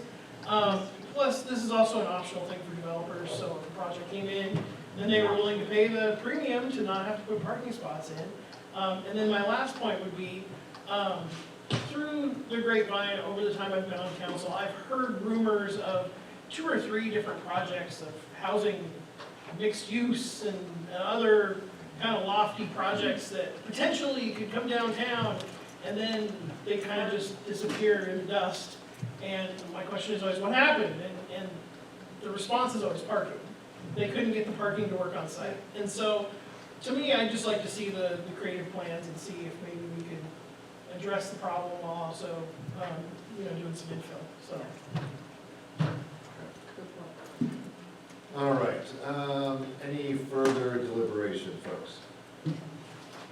How's about a motion to waive the second reading, read by title only? So moved. Second. Second, have a second. All in favor, signify by saying aye. Aye. Opposed, same sign. Hearing none, that motion passes. How's about a motion for the resolution for the ordinance itself? I'll do it. I move that we adopt ordinance number 2020-2851, read by title only.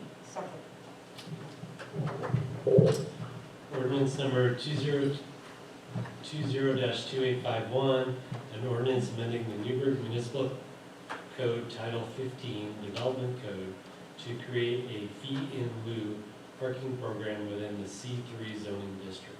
Thank you. All right, further discussion? Hearing none. All in favor signify by saying aye. It's an Roll call ordinance. vote it is. I knew that. It's okay. I knew that. We're running late. I know, right? Okay, Councilor Piros. Yes. Councilor Finley. Yes. Councilor Yarnell Hollamon. Yes. Councilor Curtis Gemeroy. Aye. Mayor Rogers. Yes. Councilor Johnson. Aye. Okay, we have 601. Councilor Bacon is absent. Thank you. Thank you. All right, we're on to item 10A, Resolution 2020-3637, a resolution initiating an amendment to the Newberg Municipal Code Title 15 Development Code. And it's regarding streetlights related to partition land divisions. Thank you, Mayor. Doug Rux again. So, we have received a request to modify our requirements for streetlights in regards to partitions. So if you read through the letter that was submitted, it adds additional cost towards building housing. And we've had ongoing conversations, as the mayor noted today, at the state of the city is where you have 37 initiatives. This one has to be 38, and they seem to grow on a monthly basis. If you were to approve this resolution, now, it does not say that you're approving what is being requested. It's simply that we would add it to our book of work to do. We would put together a proposal, take it back to the planning commission. They would hold a public hearing. We would develop a recommendation, and then we'll come back to you for a second public hearing to see if we want to make these particular changes to the development code. All right, questions? So, Fire away. So Doug, if we were to do this, request this, and I'm assuming this is number 38, 39, where does it go on the priority list? Is that something we would determine or something you figure out? I think it's both. We have other applications in that we have to review that are legislative in nature in first. So this would be put into the queue behind that. We're also going to have to come back and have a conversation later this winter, early spring, as we finish up a couple of the other initiatives that we're working on, and go back to that list and say, Council, if we have 38 of these, which of the what's the next 4 of the 38 you want us to work on? Knowing that you may have taken an action to say, yeah, we'll work on this, but you're not setting a time frame. Doug, just, oh, sorry, go ahead, Steph. This is not a question, this is, I have just upon looking at this at first, I have two concerns. One is a concern for some populations that need that lighting. Somebody strolling a stroller, somebody in a wheelchair, somebody who is of advanced age, those kinds of things. But my biggest concern is lighting for safety for the law enforcement community and being called to a place that doesn't have the kind of lighting that they need in order to be safe responding to our residents.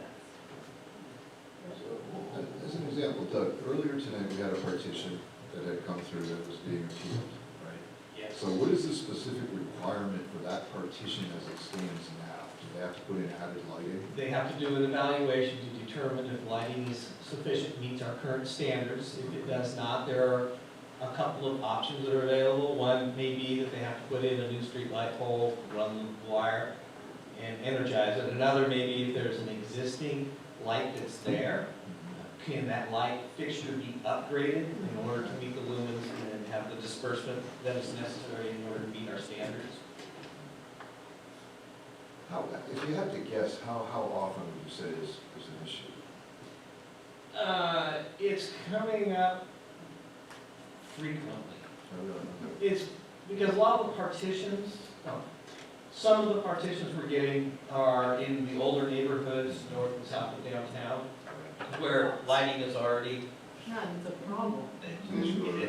deficient.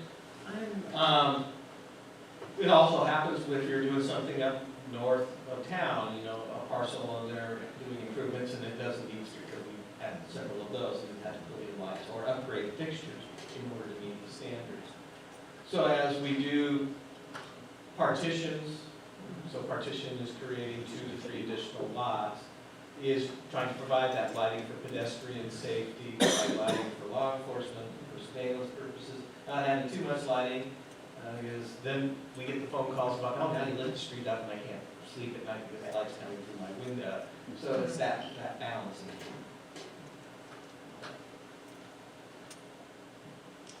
Other questions?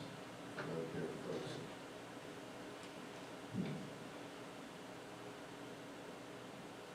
I think one of the other things that was brought up in the letter is that we've had provisions in the code that during partitions were supposed to be a lighting analysis. Candidly, before I got here, it wasn't being followed.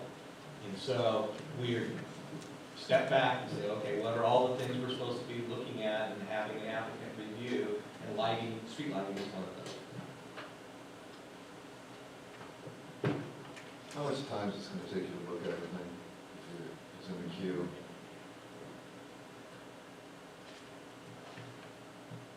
Probably, and this is just a Sure, guess, sure. Between community development and engineering to go through the entire process, comparing something, going to hearings and so forth, you're looking at 40 hours of time, plus minus.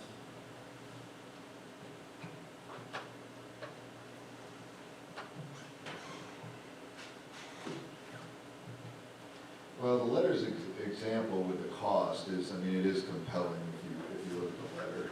Again, basically adding $20,000 potentially.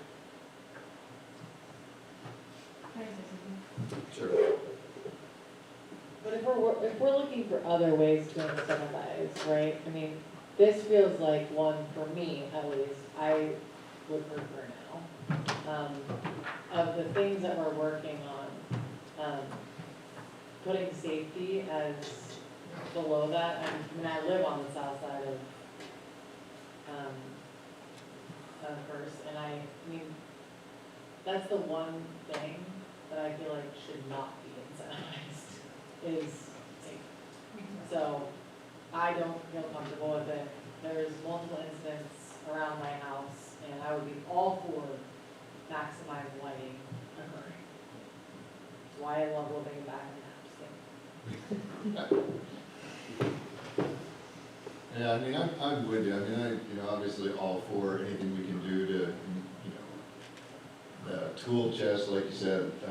I was not sure that this one is the top. It's not going to get anywhere near the top of my list of 37. So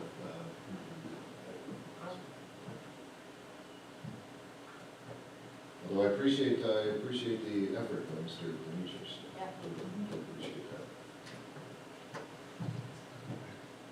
One further discussion, folks. Further questions of staff.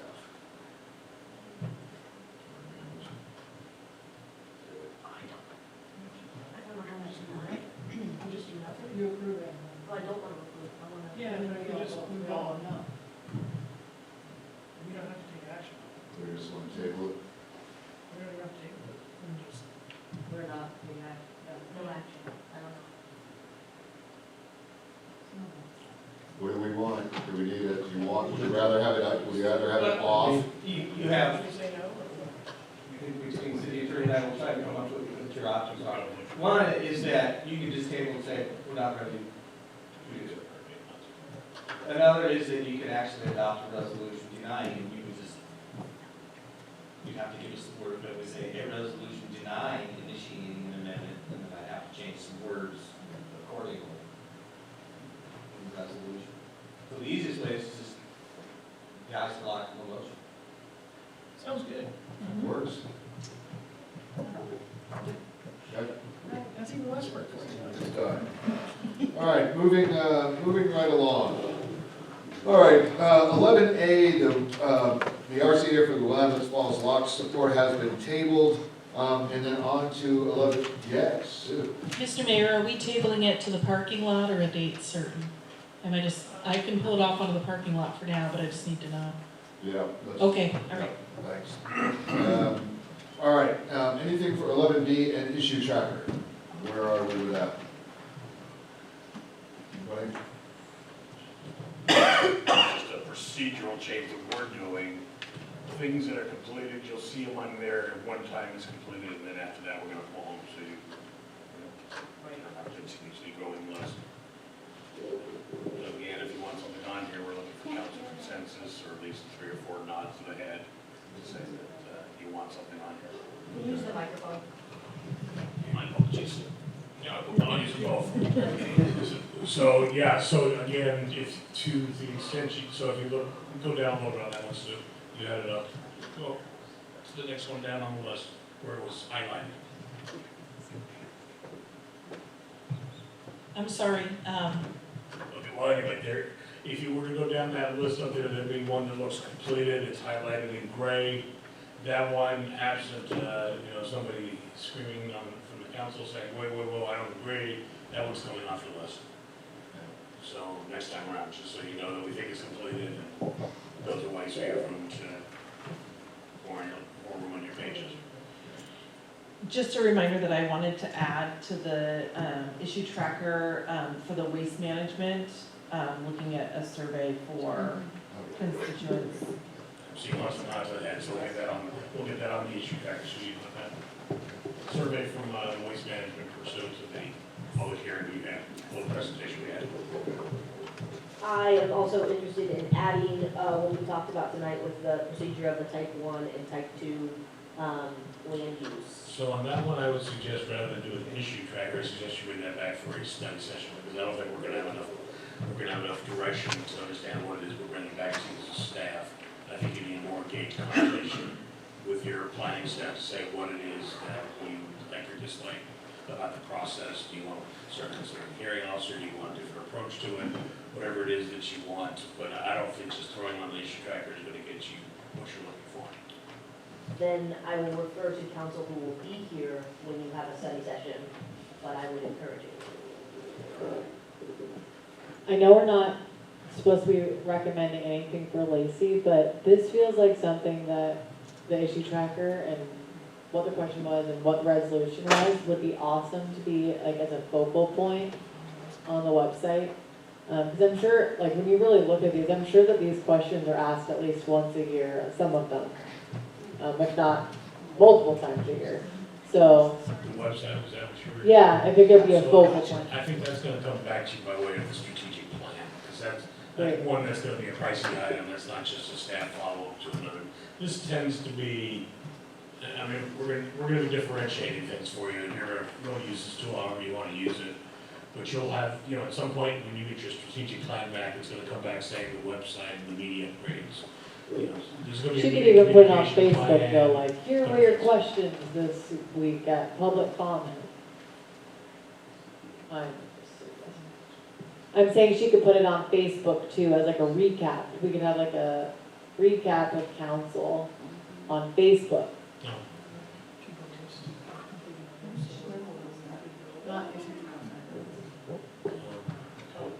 Let's go back to you.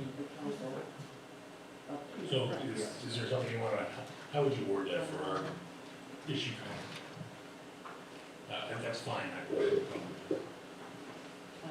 Facebook recap of issue tracker. Why do you have two microphones?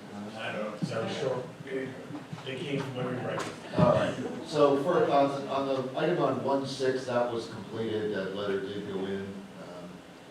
Let's see, the other things, we still, so we don't forget, right, we want to discuss the procedures for public records requests, right? Whether that appears here, but we want to remember to do that in a study session, right? Study session. We want to talk about the exchange during public comment and what we can do on that. That should probably be an issue tracker item. And we have the executive session discussion on the Annalee resignation. Yeah, so can we just go right to one or two of those points? Sure.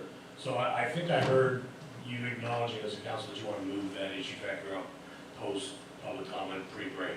Yeah, sounds good. So no reason not to. Right. Perfect. So the second piece was, do we address as staff address comments subsequent to comments being made? The typical practice, and for good reason, is that those comments are made, you collect them, and then at the end of them, because our job is to respond to you.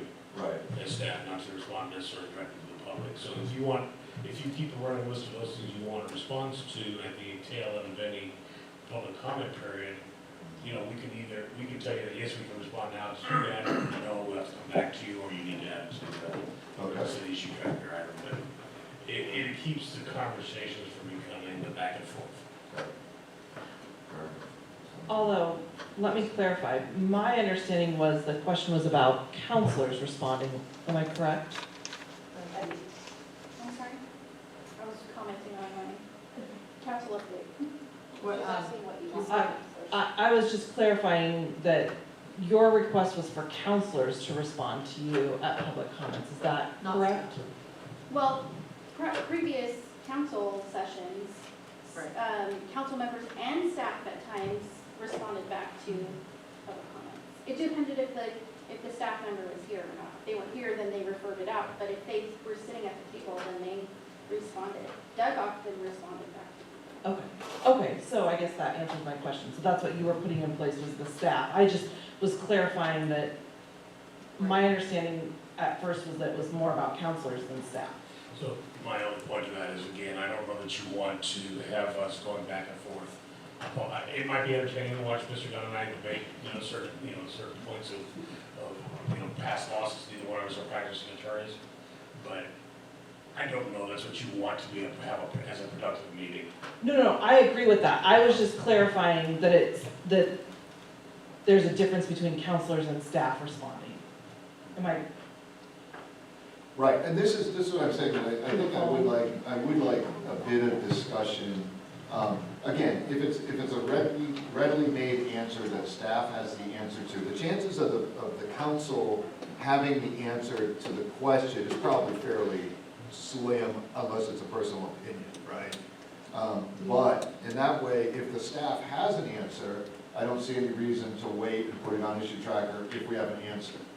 Now, but if we don't, then refer to staff, and we come back when we have an answer. Now, yeah, I mean, if it's an occasional exchange that way, I think, but as David mentioned, I think it can get to be a back and forth, and that's not necessarily what we're after, I don't think. Yeah.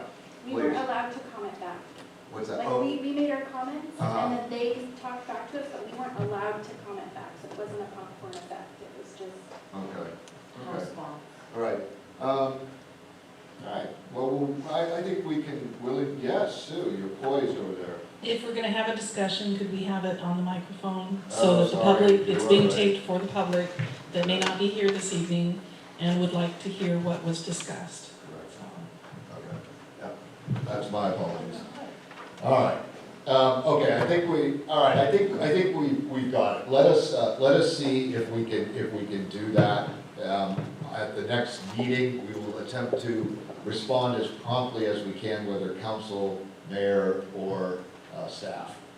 All right, have we got everything else captured that we want to actually be on issue track? Yeah, we got, wait a second. Okay. Yeah, thanks. Bypass discussion regarding historic contributions and future potential, maybe probably not contributions. Okay, yeah. Okay, so we got that, and that may be Matt actually to research what we've contributed in the past, right? Unless we already know. For the bypass. Yeah, the information that I provided to Councilor Johnson was a complete recap of that. We could bring it to the full council, that would be most appropriate. And then Karen and Jay could talk about more of the other uses of the funds that we use to pay back the bypass. There's some, yeah, without getting into the details, we can come back and sort of do that. Okay, sounds good. Okay, anything else? Gene, I have a question for you. Yes. At one point in time, I think you said that you would be willing to serve on the pension subcommittee. Is that still true? The what? I didn't hear that. The pension subcommittee. Pension? Pension. I have another note. I don't recall. Really? Huh, funny, I recall. Sorry. Would you be interested in serving on the pension subcommittee? What amount of time does that take? Let me refer to staff. It would take about 1.5 hours twice a year. No, It's- I'll take that. If you wanna take this one, No. Which one are you? I'll do the pension. That's first. What's the day? Okay, I have a really big conflict with a committee that I'm a part of, and I'm feeling very guilty about it. I really need to get this solved. Transit. When is it? It's This Thursday Thursday of the afternoon. month. Yeah, and I, from Well- 3 to 5 p.m. It's like very conflicting in I Mac. could probably take that. Well, perfect. okay, well, and we have to check as to whether we actually need somebody, because we have Scott Essett, who No, is he's still not on. he's the retired, He's like the treasurer, I just saw him. aging adult or something. That's Aging what he- adult. That's like his classified as, I know Should that, I category? no, really, it's a category, it's like, Cool. guys, Can I be up? What is that? I want that. it's Aging the adult. 65 or older category. Oh, I'm not quite there. Not quite there. Somebody around here is though. I hope it All right, is. we're getting some lyrics. We are moving on No, to the you lyrics. guys are true. Okay. Well, I don't That's think why I there's. have to do it. Okay, well, but let's get pension subcommittee first. Don't feel guilty, you're fine. Gene? Yes. Okay, Gene, you got it. You heard it? Gene, yes. All right, we'll get back on the pension, no, not the pension subcommittee. We will get back on transit, because transit is important. It is important. So if and I there's would somebody do it who- if I could. But we need to, is there somebody who can find, I don't even know whether or not where we are with seats on the pension, the transit committee. Does anybody know? What do you mean? I mean, I'm the person. Well, I know, but but also so I is, know I have to go. oh, but so is our aging adult too, so. I mean- No, he doesn't represent council. It has to be, there's like a person from each Okay, community that's there, and they always ask questions around budget. And the city manager is supposed to attend as well, in the audience. okay. It's led by, Yeah, and I mean, right, okay. All right, can somebody think about this, Stephanie? I For will instance? think about it. Okay, think about it, You know and what, let's you know? figure out, Yeah, then because, I'll do it. Yeah, I'll see what I can do. okay, and if it's another day but Thursday afternoon, I can do it too, so we'll figure it out. Okay, all right. Anything else? Anybody? In fact, anybody in the audience, you got anything? It's 10:10, it's 10:12 at this point. Anybody got anything? Sue's got something. Don't forget, we're having a special meeting, February 24th, Yes. to welcome the new city manager, Dan Weinheimer, and it will be here at PSB starting at 6 o'clock. We won't have this traditional setup, it is kind of a meet and greet. So Judge Larry Blake has agreed to come do the swearing in, so we'll have a little bit of formality, and then it's basically just a mixer. Okay. February 24th, put it in your calendars, folks. Otherwise, I think we're adjourned. We'll see you February 3rd, if not before. Be safe out there.